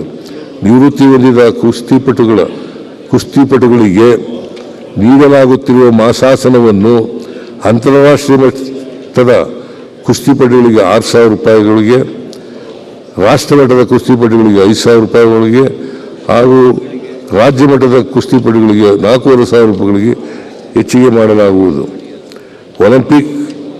ಒಲಿಂಪಿಕ್ಸ್, ಕಾಮನ್ವೆಲ್ತ್ ಮತ್ತು ಏಷ್ಯನ್ ಗೇಮ್ಸ್ಗಳಲ್ಲಿ ಪದಕ ವಿಜೇತರಾದ ಕ್ರೀಡಾಪಟುಗಳ ಸೇವೆಯನ್ನು ವಿವಿಧ ಕ್ರೀಡಾ ಸಂಸ್ಥೆಗಳಲ್ಲಿ ಮಾರ್ಗದರ್ಶಕರಾಗಿ ಪಡೆಯಲಾಗುವುದು. ಅರಣ್ಯ, ಜೀವಿಶಾಸ್ತ್ರ ಮತ್ತು ಪರಿಸರ, ಕೃಷಿ ಅರಣ್ಯ ಚಟುವಟಿಕೆಗಳಿಗೆ ಪ್ರೋತ್ಸಾಹ ನೀಡುವ ಮೂಲಕ ಇಂಗಾಲದ ಸಂಗ್ರಹಣಾ ಸಾಮರ್ಥ್ಯ ಹೆಚ್ಚಾಗಿರುವ ಸಸ್ಯ ಪ್ರಭೇದಗಳನ್ನು ಬೆಳೆಸಲು ಕೃಷಿ ಅರಣ್ಯ ಮತ್ತು ಕಾರ್ಬನ್ ಕ್ರೆಡಿಟ್ ನೀತಿಯ ಮೂಲಕ ರೈತರ ಆರ್ಥಿಕ ಬಲವರ್ಧನೆಗೆ ಕ್ರಮ ಕೈಗೊಳ್ಳಲಾಗುವುದು. ವಿವಿಧ ಕಾರ್ಯಕ್ರಮದಡಿ ಅರಣ್ಯ ಪ್ರದೇಶದಲ್ಲಿ 28,494 ಹೆಕ್ಟೇರ್ನಲ್ಲಿ 213 ಲಕ್ಷ ಸಸಿಗಳನ್ನು ಹಾಗೂ ಅರಣ್ಯೇತರ ಪ್ರದೇಶದಲ್ಲಿ 1,200 ಹೆಕ್ಟೇರ್ನಲ್ಲಿ 3.5 ಲಕ್ಷ ಸಸಿಗಳನ್ನು ಬೆಳೆಸಿ ನೆಡುತೋಪುಗಳನ್ನು ನಿರ್ವಹಣೆ ಮಾಡುವ ಮೂಲಕ ಹಸಿರು ಕವಚವನ್ನು ಹೆಚ್ಚಿಸಲಾಗುವುದು. ಹವಾಮಾನ ಬದಲಾವಣೆಯ ಪರಿಣಾಮವನ್ನು ನಿಯಂತ್ರಿಸಲು ಪರಿಸರದ ಮೇಲೆ ಕಾಳಜಿ ಹೊಂದಿರುವ ಕಾರ್ಪೊರೇಟ್ ಸಂಸ್ಥೆಗಳು ಹಾಗೂ ಸ್ವಯಂ ಸೇವಕರ ಸಹಯೋಗದೊಂದಿಗೆ ಕರ್ನಾಟಕ ಅರಣ್ಯ, ವನ್ಯಜೀವಿ ಮತ್ತು ಹವಾಮಾನ ಬದಲಾವಣೆ ಪ್ರತಿಷ್ಠಾನವನ್ನು ರಚಿಸಿ CSR ಕೊಡುಗೆ ಮತ್ತು ದೇಣಿಗೆ ಮೂಲಕ ಪರಿಸರ ಅಭಿವೃದ್ಧಿಗೆ ಅನುಕೂಲ ಕಲ್ಪಿಸಲಾಗುವುದು. ಹವಾಮಾನ ವೈಪರೀತ್ಯ ಅಪಾಯಗಳನ್ನು ತಗ್ಗಿಸಲು ಮತ್ತು ಸುಸ್ಥಿರ ಅಭಿವೃದ್ಧಿಗೆ ಕರ್ನಾಟಕ ಮತ್ತು ಸಮಗ್ರ ಹವಾಮಾನ ಬದಲಾವಣೆ ಕ್ರಿಯಾ ಯೋಜನೆಯನ್ನು ಪ್ರಸಕ್ತ ಜಾರಿಗೊಳಿಸಲಾಗುವುದು. ವನ್ಯಪ್ರಾಣಿಗಳ ದಾಳಿಯಿಂದ ಉಂಟಾಗುವ ಮಾನವ ಪ್ರಾಣ ಹಾನಿ ಪ್ರಕರಣಗಳಲ್ಲಿ ನೀಡಲಾಗುತ್ತಿರುವ ದಯಾತ್ಮಕ ಧನವನ್ನು 15 ಲಕ್ಷ ರೂಗಳಿಂದ 20 ಲಕ್ಷ ರೂಗಳಿಗೆ ಹೆಚ್ಚಿಸಲಾಗುವುದು. ಕೃಷಿ ಭೂಮಿಯಲ್ಲಿ ಸಾಗುವಾನಿ ಮತ್ತು ಇತರೆ ಬೆಲೆ ಬಾಳುವ ಮರಗಳನ್ನು ಬೆಳೆಸಲು ಉತ್ತೇಜನ ನೀಡಲು ಪ್ರಸ್ತುತ ಇರುವ ಸಾಗಾಣಿಕೆ ನಿಯಮಗಳನ್ನು ಸರಳೀಕರಣಗೊಳಿಸಲಾಗುವುದು. ರಾಜ್ಯದಲ್ಲಿ ಕಾಡಾನೆ ಹಾಗೂ ಚಿರತೆ ಹಾವಳಿಯನ್ನು ನಿಯಂತ್ರಣ ಈಗಾಗಲೇ 8 ಆನೆ ಕಾರ್ಯಪಡೆ ಹಾಗೂ 2 ಚಿರತೆ ಕಾರ್ಯಪಡೆಗಳನ್ನು ರಚಿಸಿದ್ದು, ಪ್ರಸಕ್ತ ಸಾಲಿನಲ್ಲಿ 17 ಕೋಟಿ ರು ಒದಗಿಸುವ ಮೂಲಕ ಕಾರ್ಯ ಯೋಜನೆಯನ್ನು ಮುಂದುವರಿಸಲಾಗುವುದು. ಮಾನವ ಆನೆ ಸಂಘರ್ಷ ತಡೆಗಟ್ಟಲು 2015ರಿಂದ ಇಲ್ಲಿಯವರೆಗೆ 397 ಕಿಲೋಮೀಟರ್ ರೈಲ್ವೆ ಬ್ಯಾರಿಕೇಡ್ಗಳನ್ನು ನಿರ್ಮಿಸಲಾಗಿದೆ. ಇನ್ನೂ 150 ಕಿಲೋಮೀಟರ್ ರೈಲ್ವೆ ಬ್ಯಾರಿಕೇಡ್ ಕಾಮಗಾರಿಗಳನ್ನು 25-26ನೇ ಸಾಲಿನಲ್ಲಿ 60 ಕೋಟಿ ರೂಪಾಯಿ ಮೀಸಲಿರಿಸಲಾಗಿದೆ. ಕರ್ನಾಟಕದಲ್ಲಿ ಮಾನವ ಆನೆ ಸಂಘರ್ಷದ ಸಮಸ್ಯೆಯನ್ನು ಪರಿಹರಿಸಲು ಭದ್ರಾ ಹುಲಿ ಸಂರಕ್ಷಿತ ಪ್ರದೇಶದಲ್ಲಿ 20 ಚದರ ಕಿಲೋಮೀಟರ್ ವ್ಯಾಪ್ತಿಯಲ್ಲಿ ಕಾಡಾನೆ ಸಾಫ್ಟ್ ರಿಲೀಸ್ ಕೇಂದ್ರವನ್ನು ಸ್ಥಾಪಿಸಲು 20 ಕೋಟಿ ರು ನೀಡಲಾಗುವುದು. ಬೆಂಗಳೂರು ನಗರದಲ್ಲಿರುವ 3000 ಕೊಳಚೆ ನೀರು ಸಂಸ್ಕರಣಾ ಘಟಕಗಳ ಕಾರ್ಯಾಚರಣೆಯ ಮೇಲುಸ್ತುವಾರಿಯನ್ನು ತಂತ್ರಾಂಶದ ಮೂಲಕ ನಿರ್ವಹಿಸಿ ಸಾರ್ವಜನಿಕರಿಗೆ ದೈನಂದಿನ ಮಾಹಿತಿ ನೀಡಲಾಗುವುದು. ಕೈಗಾರಿಕೆ ನಿಯಂತ್ರಣ ಅನುಪಾಲನಾ ಹೊರೆಯನ್ನು ಸರಳೀಕರಣಗೊಳಿಸಲು ಸ್ವಯಂ ಪ್ರಮಾಣೀಕರಣ ಮತ್ತು ಮೂಲಕ ಸ್ವಯಂಚಾಲಿತ ಸಮ್ಮತಿ ನವೀಕರಣವನ್ನು ನೀಡಲಾಗುವುದು. ಅರಣ್ಯದಲ್ಲಿ ಬೆಳೆದಿರುವ ಲಂಟಾನಾ ಮತ್ತು ಇಫಟೋರಿಯಂ ಕಳೆಗಳನ್ನು ನರೇಗಾ ಯೋಜನೆಯ ಸಹಯೋಗದೊಂದಿಗೆ ಸ್ವಚ್ಛಗೊಳಿಸಿ ವನ್ಯಪ್ರಾಣಿಗಳಿಗೆ ಪೂರಕವಾದ ಹುಲ್ಲು ಬೆಳೆಯಲು ಕ್ರಮ ಕೈಗೊಳ್ಳಲಾಗುವುದು. ಕಂದಾಯ ಪ್ರಾಣಿಗಳಿಗಾಗಿ ಆಧಾರ್ ಜೋಡಣೆ ಸಂದರ್ಭದಲ್ಲಿ ಪೌತಿ ಎಂದು ಗುರುತಿಸಲಾದ ಜಮೀನುಗಳ ಪ್ರಾಣಿಗಳನ್ನು ವಾರಸುದಾರರಿಗೆ ಖಾತೆ ಮಾಡಲು ಪ್ರಸಕ್ತ ಸಾಲಿನಲ್ಲಿ ಈ ಪೌತಿ ಆಂದೋಲನವನ್ನು ಜಾರಿಗೊಳಿಸಲು ಉದ್ದೇಶಿಸಲಾಗಿದೆ. ಗ್ರಾಮ ಹಾಗೂ ತಾಲೂಕು ಮಟ್ಟದ ದಾಖಲೆಗಳನ್ನು ತಾಳೆ ಮಾಡಿ ಕ್ರಮಬದ್ಧಗೊಳಿಸುವ ವಿಧಾನವಾದ ಜಮಾಬಂದಿ ಪ್ರಕ್ರಿಯೆಯನ್ನು ವೇಗವಾಗಿ ನಿರ್ವಹಿಸಲು ಈ ಜಮಾಬಂದಿ ತಂತ್ರಾಂಶವನ್ನು ಅಭಿವೃದ್ಧಿಪಡಿಸಲಾಗುವುದು. ಪ್ರಸ್ತುತ ಚಾಲ್ತಿಯಲ್ಲಿರುವ ಕರ್ನಾಟಕ ಭೂ ಕಂದಾಯ ಕಾಯ್ದೆಯ ತುಂಬ ಹಳೆಯದಾಗಿದ್ದು, ಕ್ಷೇತ್ರ ಮಟ್ಟದಲ್ಲಿ ಅನುಷ್ಠಾನಗೊಳಿಸಲು ಹಾಗೂ ಪರಿಣಾಮಕಾರಿಯಾಗಿ ಜಾರಿಗೊಳಿಸಲು ಹೆಚ್ಚಿನ ಸ್ಪಷ್ಟತೆ ನೀಡುವ ಹಿನ್ನೆಲೆಯಲ್ಲಿ ಸಮಗ್ರವಾಗಿ ಅಧ್ಯಯನ ನಡೆಸಿ ಹೊಸ ಭೂ ಕಂದಾಯ ಕಾಯ್ದೆ ತರಲಾಗುವುದು. ಬೆಳಗಾವಿ ನಗರದಲ್ಲಿ 55 ಕೋಟಿ ರು ವೆಚ್ಚದಲ್ಲಿ ಜಿಲ್ಲಾಧಿಕಾರಿಗಳ ಕಟ್ಟಡವನ್ನು ನಿರ್ಮಾಣ ಮಾಡಲಾಗುವುದು.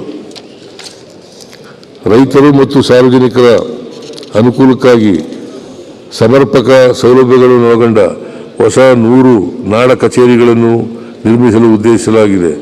ರಾಜ್ಯದಲ್ಲಿ ಹೊಸದಾಗಿ ರಚನೆಯಾದ 63 ತಾಲೂಕುಗಳ ಪೈಕಿ 9 ತಾಲೂಕುಗಳಲ್ಲಿ ಪ್ರಜಾಸೌಧ ನಿರ್ಮಾಣವಾಗಿದ್ದು, 5 ತಾಲೂಕುಗಳಲ್ಲಿ ಪ್ರಗತಿಯಲ್ಲಿರುವ 24-25ನೇ ಸಾಲಿನ 28 ತಾಲೂಕುಗಳಲ್ಲಿ ಪ್ರಜಾಸೌಧಕ್ಕೆ ಅನುಮೋದನೆ ನೀಡಲಾಗಿದೆ. 25-26ನೇ ಸಾಲಿನಲ್ಲಿ 21 ತಾಲೂಕುಗಳಲ್ಲಿ ಪ್ರಜಾಸೌಧ ನಿರ್ಮಾಣ ಮಾಡಲು ಕ್ರಮ ಕೈಗೊಳ್ಳಲಾಗುವುದು. ವಿವರಗಳನ್ನು ಅನುಬಂಧ 9ರಲ್ಲಿ ಲಗತ್ತಿಸಿದೆ. ಕಾಗಿನೆಲೆ ಅಭಿವೃದ್ಧಿ ಪ್ರಾಧಿಕಾರ ಅಭಿವೃದ್ಧಿ ಕಾರ್ಯಕ್ರಮಕ್ಕಾಗಿ 25-26ನೇ ಸಾಲಿನಲ್ಲಿ 34 ಕೋಟಿ ರೂಗಳನ್ನು ಒದಗಿಸಲಾಗುವುದು. ಬಸವ ಕಲ್ಯಾಣ ಅಭಿವೃದ್ಧಿ ಮಂಡಳಿ ವತಿಯಿಂದ ನಿರ್ಮಿಸಲಾಗುತ್ತಿರುವ ಅನುಭವ ಮಂಟಪ ಕಾಮಗಾರಿ ಪ್ರಗತಿಯಲ್ಲಿದ್ದು ಶೀಘ್ರವಾಗಿ ಪೂರ್ಣಗೊಳಿಸಲಾಗುವುದು. ಭೂಮಾಪನ ಇಲಾಖೆಯು ಕೈಗೊಳ್ಳುತ್ತಿರುವ ದೈನಂದಿನ ಸಾಂಪ್ರದಾಯಿಕ ಸರ್ವೆ ಕಾರ್ಯಗಳನ್ನು ಸಂಪೂರ್ಣವಾಗಿ ಆಧುನಿಕ ತಂತ್ರಜ್ಞಾನ ಬಳಸಿ ಡಿಜಿಟಲೀಕರಣಗೊಳಿಸಿ ಸಾರ್ವಜನಿಕರಿಗೆ ತ್ವರಿತ ಹಾಗೂ ಪಾರದರ್ಶಕ ಸೇವೆಯನ್ನು ಒದಗಿಸಲಾಗುವುದು. ಕೇಂದ್ರ ಸರ್ಕಾರದ ಸಹಯೋಗದೊಂದಿಗೆ ನಕ್ಷಾ ಯೋಜನೆಯಡಿಯಲ್ಲಿ ಪ್ರಾರಂಭಿಕವಾಗಿ ರಾಜ್ಯದ 10 ನಗರಸಭೆ ಪಟ್ಟಣ ಪಂಚಾಯಿತಿ ವ್ಯಾಪ್ತಿಯ ಆಸ್ತಿಗಳನ್ನು ಡ್ರೋನ್ ಬಳಸಿ ಸರ್ವೆ ಮಾಡುವ ಮೂಲಕ ಡಿಜಿಟಲೀಕರಣಗೊಳಿಸಲಾಗುವುದು. ಸಾಮಾಜಿಕ ಭದ್ರತಾ ಪಿಂಚಣಿ ಮಂಜೂರಾತಿ ಸೇವೆಯನ್ನು ನೀಡಲು ಸಕಾಲ ಕಾಯ್ದೆಯಡಿಯಲ್ಲಿ ಪ್ರಸ್ತುತ ಇರುವ ಕಾಲಮಿತಿಯನ್ನು 45 ದಿನಗಳಿಂದ 21 ದಿನಗಳಿಗೆ ಇಳಿಸಲಾಗುವುದು. ಕರ್ನಾಟಕ ಜಲಭದ್ರತೆ ಮತ್ತು ವಿಪತ್ತು ತಡೆಯುವಿಕೆ ಕಾರ್ಯಕ್ರಮದಡಿ 3,500 ಕೋಟಿ ರೂಪಾಯಿ ವಿಶ್ವ ಬ್ಯಾಂಕ್ ಸಾಲ ಹಾಗೂ ರಾಜ್ಯ ಸರ್ಕಾರದ 1,500 ಕೋಟಿ ರು ಸೇರಿ ಒಟ್ಟು 5,000 ಕೋಟಿ ರೂಪಾಯಿ ವೆಚ್ಚದಲ್ಲಿ 25ರಿಂದ 31ರ ಅವಧಿಯಲ್ಲಿ ಈ ಕೆಳಕಂಡ ಕ್ರಮಗಳನ್ನು ಕೈಗೊಳ್ಳಲಾಗುವುದು. ಬೃಹತ್ ಬೆಂಗಳೂರು ಮಹಾನಗರ ಪಾಲಿಕೆ ವ್ಯಾಪ್ತಿಯಲ್ಲಿ 2,000 ಕೋಟಿ ರು ವೆಚ್ಚದಲ್ಲಿ ಪ್ರವಾಹ ನಿರ್ವಹಣಾ ವ್ಯವಸ್ಥೆಯನ್ನು ಕೈಗೊಳ್ಳಲಾಗುವುದು. ಬೆಂಗಳೂರು ನೀರು ಸರಬರಾಜು ಮತ್ತು ಒಳಚರಂಡಿ ಮಂಡಳಿ ವತಿಯಿಂದ 1,070 ಕೋಟಿ ರು ವೆಚ್ಚದಲ್ಲಿ ತ್ಯಾಜ್ಯ ನೀರು ಸಂಸ್ಕರಣಾ ಮತ್ತು ಒಳಚರಂಡಿ ಪಂಪಿಂಗ್ ವ್ಯವಸ್ಥೆಯನ್ನು ಕೈಗೊಳ್ಳಲಾಗುವುದು. ವಿಪತ್ತು ನಿರ್ವಹಣೆಯ ಸಾಂಸ್ಥಿಕ ಸುಧಾರಣೆ ಕ್ರಮಗಳಿಗೆ 1,680 ಕೋಟಿ ಒದಗಿಸಲಾಗುವುದು. ಇದರಡಿಯಲ್ಲಿ ಶಾಸನ ರಚನೆ, ಅಂತಾರಾಷ್ಟ್ರೀಯ ಉತ್ಕೃಷ್ಟ ಕೇಂದ್ರ, ವಿಪತ್ತು ಅನುಭವ ಕಲಿಕಾ ಕೇಂದ್ರದ ಸ್ಥಾಪನೆ, ವಿಪತ್ತು ಮುನ್ನೆಚ್ಚರಿಕೆ ನೀಡಲು Karnataka multi risk hazard information system 1950 telemetric ಮಳೆ ಮಾಪನ ಕೇಂದ್ರಗಳ ಸ್ಥಾಪನೆ ಹಾಗೂ ಕುಸಿತ ಉಪಶಮನ ಕ್ರಮಗಳನ್ನು ಅನುಷ್ಠಾನಗೊಳಿಸಲಾಗುವುದು. ವಿಪತ್ತು ಉಪಶಮನ ಕಾರ್ಯಕ್ರಮಗಳಿಗೆ ಸಣ್ಣ ನೀರಾವರಿ ಇಲಾಖೆಯ 250 ಕೋಟಿ ರು ವೆಚ್ಚದಲ್ಲಿ ಬೆಂಗಳೂರು ಗ್ರಾಮಾಂತರ ಜಿಲ್ಲೆಯ 41 ಕೆರೆ ತುಂಬಿಸುವ ಕಾಮಗಾರಿಯನ್ನು ಅನುಷ್ಠಾನಗೊಳಿಸಲಾಗಿದೆ. ರಾಜ್ಯ ವಿಪತ್ತು ಉಪಶಮನ ನಿಧಿ ಹಾಗೂ ರಾಷ್ಟ್ರೀಯ ವಿಪತ್ತು ಉಪಶಮನ ನಿಧಿ ಅನುದಾನದಡಿ ಈ ಕೆಳಕಂಡ ಕ್ರಮಗಳನ್ನು ಕೈಗೊಳ್ಳಲಾಗುವುದು. ಕರಾವಳಿ ಹಾಗೂ ಮಲೆನಾಡು ಜಿಲ್ಲೆಗಳಾದ ದಕ್ಷಿಣ ಕನ್ನಡ, ಉಡುಪಿ, ಉತ್ತರ ಕನ್ನಡ, ಶಿವಮೊಗ್ಗ, ಹಾಸನ, ಕೊಡಗು ಮತ್ತು ಚಿಕ್ಕಮಗಳೂರು ಜಿಲ್ಲೆಗಳಲ್ಲಿ 200 ಕೋಟಿ ರು ವೆಚ್ಚದಲ್ಲಿ ಭೂಕುಸಿತ ತಡೆಯುವುದು. ಬೆಂಗಳೂರು ನಗರದಲ್ಲಿ 239 ಕೋಟಿ ರು ವೆಚ್ಚದಲ್ಲಿ ಮಳೆ ನೀರು ಚರಂಡಿಗಳ ಪುನರ್ ನಿರ್ಮಾಣ ಮತ್ತು ಕೆರೆಗಳ ಪುನಶ್ಚೇತನಗೊಳಿಸಲಾಗುವುದು. ಬರ ಉಪಶಮನಕ್ಕಾಗಿ 100 ಕೋಟಿ ರು ವೆಚ್ಚದಲ್ಲಿ ಕೃಷಿ ಹೊಂಡಗಳನ್ನು ನಿರ್ಮಿಸಲಾಗುವುದು. ಕರಾವಳಿ ಜಿಲ್ಲೆಗಳಲ್ಲಿ 200 ಕೋಟಿ ರು ವೆಚ್ಚದಲ್ಲಿ ಸಮುದ್ರದ ಕೊಳೆತ ತಗ್ಗಿಸುವುದು. ನವಲಗುಂದ ತಾಲೂಕಿನ ಬೆಣ್ಣೆಹಳ್ಳದಲ್ಲಿ ಪ್ರವಾಹ ನಿಯಂತ್ರಿಸಲು ಉಪಶಮನ ಕ್ರಮಗಳನ್ನು 200 ಕೋಟಿ ರು ವೆಚ್ಚದಲ್ಲಿ ಕೈಗೊಳ್ಳಲು ಅನುಮೋದನೆ ನೀಡಿರುವ ಕಾಮಗಾರಿಗಳನ್ನು ಅನುಷ್ಠಾನಗೊಳಿಸಲಾಗುವುದು. ರೋಣ ತಾಲೂಕಿನ ಕೋಟುಮಚಗಿ ಗ್ರಾಮದಿಂದ ಕೊಪ್ಪಳ ಜಿಲ್ಲೆಯ ವೀರಾಪುರ ಗ್ರಾಮದವರೆಗೆ ಹಿರೇಹಳ್ಳದಲ್ಲಿ ಹೂಳೆತ್ತುವ ಮೂಲಕ 60 ಕೋಟಿ ರು ವೆಚ್ಚದಲ್ಲಿ ಪ್ರವಾಹ ನಿಯಂತ್ರಣ ಕಾರ್ಯಕ್ರಮವನ್ನು ಅನುಷ್ಠಾನಗೊಳಿಸಲಾಗುವುದು. ಕಾವೇರಿ 2 ತಂತ್ರಾಂಶದ ಮೂಲಕ ಸರ್ಕಾರದ ಇ ಸ್ಟ್ಯಾಂಪಿಂಗ್ ವ್ಯವಸ್ಥೆಯನ್ನು ಜಾರಿಗೆ ತರಲಾಗುವುದು. ಇದರಿಂದ ನಾಗರಿಕೆ ಸುಲಭ ಮತ್ತು ಸರಳವಾದ ರೀತಿಯಲ್ಲಿ ದಸ್ತಾವೇಜುಗಳನ್ನು ಸಾಧಿಸಲು ಹಾಗೂ ಮುದ್ರಾಂಕ ಶುಲ್ಕವು ನೇರವಾಗಿ ಯಾವುದೇ ಮಧ್ಯವರ್ತಿಗಳಿಲ್ಲದೆ ಸರ್ಕಾರಕ್ಕೆ ಜಮಾ ಮಾಡಲು ನೆರವಾಗಲಿದೆ. ನೋಂದಣಿ ಪ್ರಕ್ರಿಯೆಯನ್ನು ಸುಗಮಗೊಳಿಸಲು ಕಾವೇರಿ 2ರ ತಂತ್ರಾಂಶವನ್ನು ನೋಂದಣಿ ಮತ್ತು ಮುದ್ರಾಂಕ ಇಲಾಖೆ ಅಡಿಯಲ್ಲಿಯೇ ನಿರ್ವಹಿಸಲು ಕ್ರಮ ವಹಿಸಲಾಗುವುದು. ರಾಜ್ಯದ ಒಟ್ಟಾರೆ ನೋಂದಣಿಯಲ್ಲಿ 75% ನೋಂದಣಿಗಳು ನಡೆಯುವ ಬೆಂಗಳೂರಿನ 36 ನೋಂದಣಿ ಕಚೇರಿಗಳು ಆಧುನೀಕರಣಗೊಳಿಸಿ ಮೂಲಭೂತ ಸೌಕರ್ಯ ಹಾಗೂ ಉತ್ಕೃಷ್ಟ ಸೇವೆಯನ್ನು 76 ಕೋಟಿ ರು ವೆಚ್ಚದಲ್ಲಿ ಕಲ್ಪಿಸಲಾಗುವುದು. ರಾಜ್ಯದಲ್ಲಿ ಒತ್ತುವರಿಯಾಗಿರುವ 328 ದೇವಾಲಯಗಳ ಆಸ್ತಿಗಳನ್ನು ಸಂರಕ್ಷಿಸಲು ಒತ್ತುವರಿಯನ್ನು ತೆರವುಗೊಳಿಸಲಾಗುವುದು. ಭೂ ವರಾಹ ಯೋಜನೆ ಅಡಿಯಲ್ಲಿ ಈ ದೇವಾಲಯಗಳ ಸ್ಥಿರಾಸ್ತಿಗಳನ್ನು ದಾಖಲೀಕರಣಗೊಳಿಸಲಾಗುವುದು. ರಾಜ್ಯದಲ್ಲಿ ಧಾರ್ಮಿಕ ದತ್ತಿ ವ್ಯಾಪ್ತಿಯಲ್ಲಿರುವ 25,551 ಧಾರ್ಮಿಕ ಸಂಸ್ಥೆಗಳ ದೇವಾಲಯಗಳಲ್ಲಿರುವ ಅರ್ಚಕರಿಗೆ ಪ್ರಸ್ತುತ ಪಾವತಿಸುತ್ತಿರುವ ವಾರ್ಷಿಕ ತಸ್ತೀಕ್ ಮೊತ್ತವನ್ನು 60,000ಗಳಿಂದ 72,000 ರೂಪಾಯಿಗಳಿಗೆ ಹೆಚ್ಚಿಸಲಾಗುವುದು. ಕರ್ನಾಟಕ ಧಾರ್ಮಿಕ ದತ್ತಿ ಇಲಾಖೆಯ ಅಧಿಸೂಚಿತ ಸಂಸ್ಥೆಗಳಲ್ಲಿ ಕರ್ತವ್ಯ ನಿರ್ವಹಿಸುತ್ತಿರುವ ಸರ್ಕಾರಿ ಅಧಿಕಾರಿ ನೌಕರರ ವೇತನ ಮತ್ತಿತರ ಭತ್ಯೆಗಳನ್ನು ಇದುವರೆಗೂ ದೇವಾಲಯಗಳ ನಿಧಿಯಿಂದ ಭರಿಸಲಾಗುತ್ತಿತ್ತು. 25-26ನೇ ಸಾಲಿನಿಂದ ಇವರುಗಳ ವೇತನವನ್ನು ಸರ್ಕಾರದ ವತಿಯಿಂದ ಪಾವತಿಸಲು ಕ್ರಮ ವಹಿಸಲಾಗುವುದು. ರಾಜ್ಯದ ಪ್ರಮುಖ 400 ದೇವಾಲಯ ಹಾಗೂ ಹೊರ ರಾಜ್ಯಗಳಲ್ಲಿರುವ ರಾಜ್ಯ ಛತ್ರಗಳಿಂದ ಲಭ್ಯವಿರುವ ಅಂದಾಜು 3,500 ಕೊಠಡಿಗಳಲ್ಲಿ ಯಾತ್ರಾರ್ಥಿಗಳಿಗೆ ಮೂಲಭೂತ ಸೌಕರ್ಯಗಳನ್ನು ಕಲ್ಪಿಸಲು ಮತ್ತು ಕೊಠಡಿಗಳ ಕಾಯ್ದಿರಿಸುವಿಕೆ ಮತ್ತು ನಿರ್ವಹಣೆ ಮಾಡಲು ಕರ್ನಾಟಕ ದೇವಾಲಯಗಳ ವಸತಿ ಕೋಶವನ್ನು ಸ್ಥಾಪಿಸಲಾಗುವುದು. ಸೊರಬ ತಾಲೂಕಿನ ಚಂದ್ರಗುತ್ತಿ ಗ್ರಾಮವನ್ನು ಧಾರ್ಮಿಕ ಹಾಗೂ ಪ್ರವಾಸೋದ್ಯಮ ತಾಣವನ್ನಾಗಿ ಅಭಿವೃದ್ಧಿಪಡಿಸಲು ಚಂದ್ರಗುತ್ತಿ ಅಭಿವೃದ್ಧಿ ಪ್ರಾಧಿಕಾರವನ್ನು ರಚನೆ ಮಾಡಲಾಗುವುದು. ವಾರ್ತಾ ಮತ್ತು ಸಾರ್ವಜನಿಕ ಸಂಪರ್ಕ ಸಿನಿಮಾ ಕ್ಷೇತ್ರವನ್ನು ಉದ್ಯಮವೆಂದು ಪರಿಗಣಿಸಿ ಕೈಗಾರಿಕಾ ನೀತಿಯಡಿಯೇ ಒದಗಿಸಲಾಗುವ ಸೌಲಭ್ಯಗಳನ್ನು ನಮ್ಮ ಸರ್ಕಾರವು ಸಿನಿಮಾ ಕ್ಷೇತ್ರಕ್ಕೆ ಒದಗಿಸಲಿದೆ. ಬೆಂಗಳೂರು ನಂದಿನಿ ಲೇಔಟ್ನಲ್ಲಿ ಚಲನಚಿತ್ರ ಅಕಾಡೆಮಿಯು ಹೊಂದಿರುವ 2.5 ಎಕರೆ ನಿವೇಶನದಲ್ಲಿ ಬಹು ಪರದೆಗಳಿರುವ ಚಿತ್ರಮಂದಿರ ಸಮುಚ್ಚಯವನ್ನು ಸಾರ್ವಜನಿಕ ಖಾಸಗಿ ಸಹಭಾಗಿತ್ವದಲ್ಲಿ ಅಭಿವೃದ್ಧಿಪಡಿಸಲಾಗುವುದು. ಸಾಮಾಜಿಕ, ಚಾರಿತ್ರಿಕ ಮತ್ತು ಸಾಂಸ್ಕೃತಿಕ ಮೌಲ್ಯಗಳನ್ನು ಬಿಂಬಿಸುವ ಕನ್ನಡ ಚಲನಚಿತ್ರಗಳನ್ನು ಡಿಜಿಟಲ್ ಹಾಗೂ ನಾನ್ ಡಿಜಿಟಲ್ ಮಾದರಿಯಲ್ಲಿ ಸಂರಕ್ಷಿಸಲು 3 ಕೋಟಿ ರು ವೆಚ್ಚದಲ್ಲಿ ಚಲನಚಿತ್ರ ಭಂಡಾರವನ್ನು ಸ್ಥಾಪಿಸಲಾಗುವುದು. ಸಂಕಷ್ಟದಲ್ಲಿರುವ ಪತ್ರಕರ್ತರಿಗೆ ಪ್ರಸ್ತುತ ನೀಡುತ್ತಿರುವ 12,000 ರೂಪಾಯಿ ಮಾಸಾಸನವನ್ನು 15,000 ರೂಗಳಿಗೆ ಹಾಗೂ ಕುಟುಂಬ ಮಾಸಾಸನವನ್ನು 6,000ದಿಂದ 7,500 ರೂಪಾಯಿಗಳಿಗೆ ಹೆಚ್ಚಿಸಲಾಗುವುದು. ಕನ್ನಡ ಚಲನಚಿತ್ರಗಳ ಪ್ರೋತ್ಸಾಹಕ್ಕಾಗಿ OTT ವೇದಿಕೆಯನ್ನು ಸೃಜಿಸಲು ಕ್ರಮ ಕೈಗೊಳ್ಳಲಾಗುವುದು. ಮಾಧ್ಯಮ ಮಾನ್ಯತೆ ಹೊಂದಿರುವ ರಾಜ್ಯದ ಒಟ್ಟು 2,500 ಪತ್ರಕರ್ತರು ಹಾಗೂ ಅವಲಂಬಿತ ಕುಟುಂಬ ಸದಸ್ಯರಿಗೆ 5 ಲಕ್ಷ ರೂವರೆಗೆ ನಗದು ರಹಿತ ಚಿಕಿತ್ಸೆಗಾಗಿ ಮುಖ್ಯಮಂತ್ರಿಗಳ ಮಾಧ್ಯಮ ಸಂಜೀವಿನಿ ಯೋಜನೆಯನ್ನು ಅನುಷ್ಠಾನಗೊಳಿಸಲಾಗುವುದು. ಅಂತಾರಾಷ್ಟ್ರೀಯ ದರ್ಜೆಯ ಚಿತ್ರನಗರಿಯನ್ನು PPP ಮಾದರಿಯಲ್ಲಿ ಅಂದಾಜು 500 ಕೋಟಿ ರು ವೆಚ್ಚದಲ್ಲಿ ಮೈಸೂರಿನಲ್ಲಿ ಸ್ಥಾಪಿಸಲು 150 ಎಕರೆ ಜಮೀನನ್ನು ಕಾಯ್ದಿರಿಸಲಾಗಿದೆ. ಮುಂದಿನ ವರ್ಷಗಳಲ್ಲಿ ಚಿತ್ರನಗರಿಯನ್ನು ಸ್ಥಾಪಿಸಲು ಸರ್ಕಾರ ಬದ್ಧವಾಗಿದೆ.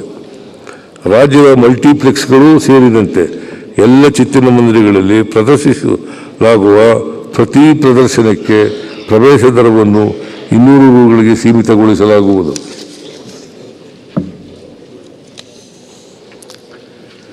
ಸಿಬ್ಬಂದಿ ಮತ್ತು ಆಡಳಿತ ಸುಧಾರಣೆ ನಮ್ಮ ಸರ್ಕಾರವು ಆಯೋಜಿಸಿದ ರಾಜ್ಯ ಮಟ್ಟದ 2 ಜನಸ್ಪಂದನ ಕಾರ್ಯಕ್ರಮಗಳಲ್ಲಿ ಸ್ವೀಕರಿಸಿದ 2,43,676 ಅಹವಾಲುಗಳಲ್ಲಿ 97% ಪರಿಹರಿಸಲಾಗಿದೆ. ಸಾರ್ವಜನಿಕರು ಕುಂದುಕೊರತೆಗಳನ್ನು ಪರಿಣಾಮಕಾರಿಯಾಗಿ ನಿರ್ವಹಿಸಲು AI ಚಾಲಿತ ತಂತ್ರಜ್ಞಾನಗಳಿಂದ ನವೀಕರಿಸಿ IPGRS 2 ಮೂಲಕ ಕರ್ನಾಟಕವನ್ನು ನಾಗರಿಕ ಕೇಂದ್ರಿತ ಡಿಜಿಟಲ್ ಆಡಳಿತದಲ್ಲಿ ಮುಂಚೂಣಿಯಲ್ಲಿ ಇರಿಸಲಾಗುವುದು. ನಿವೃತ್ತ ಅಧಿಕಾರಿ ನೌಕರರ ವಿಶ್ರಾಂತಿ ವೇತನದ ಮಂಜೂರಾತಿ ಮತ್ತು ಬಟವಾಡೆ ವ್ಯವಸ್ಥೆಯನ್ನು ಖಜಾನೆ 2ರ ಅಧೀನದಲ್ಲಿ ಸರಳೀಕರಿಸಲಾಗುವುದು.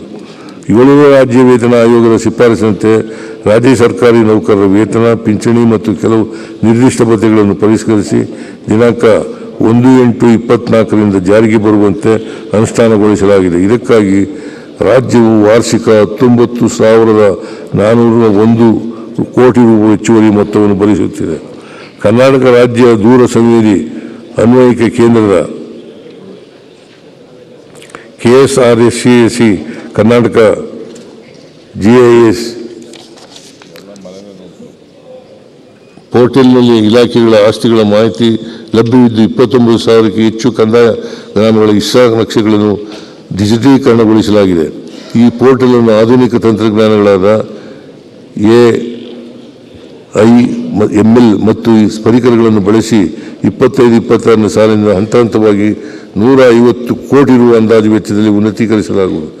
ಕೃತಕ ಬುದ್ಧಿಮತ್ತೆ ಮತ್ತು ಭೌಗೋಳಿಕ ಮಾಹಿತಿ ವ್ಯವಸ್ಥೆಯಂತಹ ಅತ್ಯಾಧುನಿಕ ತಂತ್ರಜ್ಞಾನಗಳನ್ನು ಬಳಸಿಕೊಂಡು ಎಲ್ಲ ಇಲಾಖೆಗಳಲ್ಲಿ ಸುಧಾರಿತ ಕರ್ನಾಟಕ ಹಾಜರಾತಿ ನಿರ್ವಹಣಾ ವ್ಯವಸ್ಥೆಯನ್ನು ಪರಿಚಯಿಸಲಾಗುವುದು. ಕರ್ನಾಟಕ ರಾಜ್ಯ ದತ್ತಾಂಶ ಕೇಂದ್ರದಲ್ಲಿನ ಭದ್ರತಾ ಕಾರ್ಯಾಚರಣೆ ಕೇಂದ್ರವನ್ನು ನವೀಕರಿಸಲು ಮತ್ತು ಸೈಬರ್ ಭದ್ರತೆಯನ್ನು ಮತ್ತಷ್ಟು ಬಲಪಡಿಸಲು ಆದ್ಯತೆ ನೀಡಲಾಗುವುದು. ಆಡಳಿತದಲ್ಲಿ ಪಾರದರ್ಶಕತೆ, ಹೊಣೆಗಾರಿಕೆ ಮತ್ತು ದಕ್ಷತೆಯನ್ನು ಹೆಚ್ಚಿಸುವ ನಿಟ್ಟಿನಲ್ಲಿ ಸರ್ಕಾರವು ಹಲವು ಯೋಜನೆಗಳನ್ನು ರೂಪಿಸಿದೆ. ಇದರಲ್ಲಿ ಪ್ರಮುಖವಾಗಿ DBT ವೇದಿಕೆ ಮೂಲಕ ಇಲ್ಲಿಯವರೆಗೆ ಸುಮಾರು 50,000 ಕೋಟಿ ವಿತರಿಸಲಾಗಿದೆ. ಮುಂದಿನ ವರ್ಷದಲ್ಲಿ ಸರ್ಕಾರದ ಎಲ್ಲ ನಗದು ಮತ್ತು ನಗದು ರಹಿತ DBT ವೇದಿಕೆ ತರಲು ಸೂಕ್ತ ಕ್ರಮ ವಹಿಸಲಾಗುವುದು.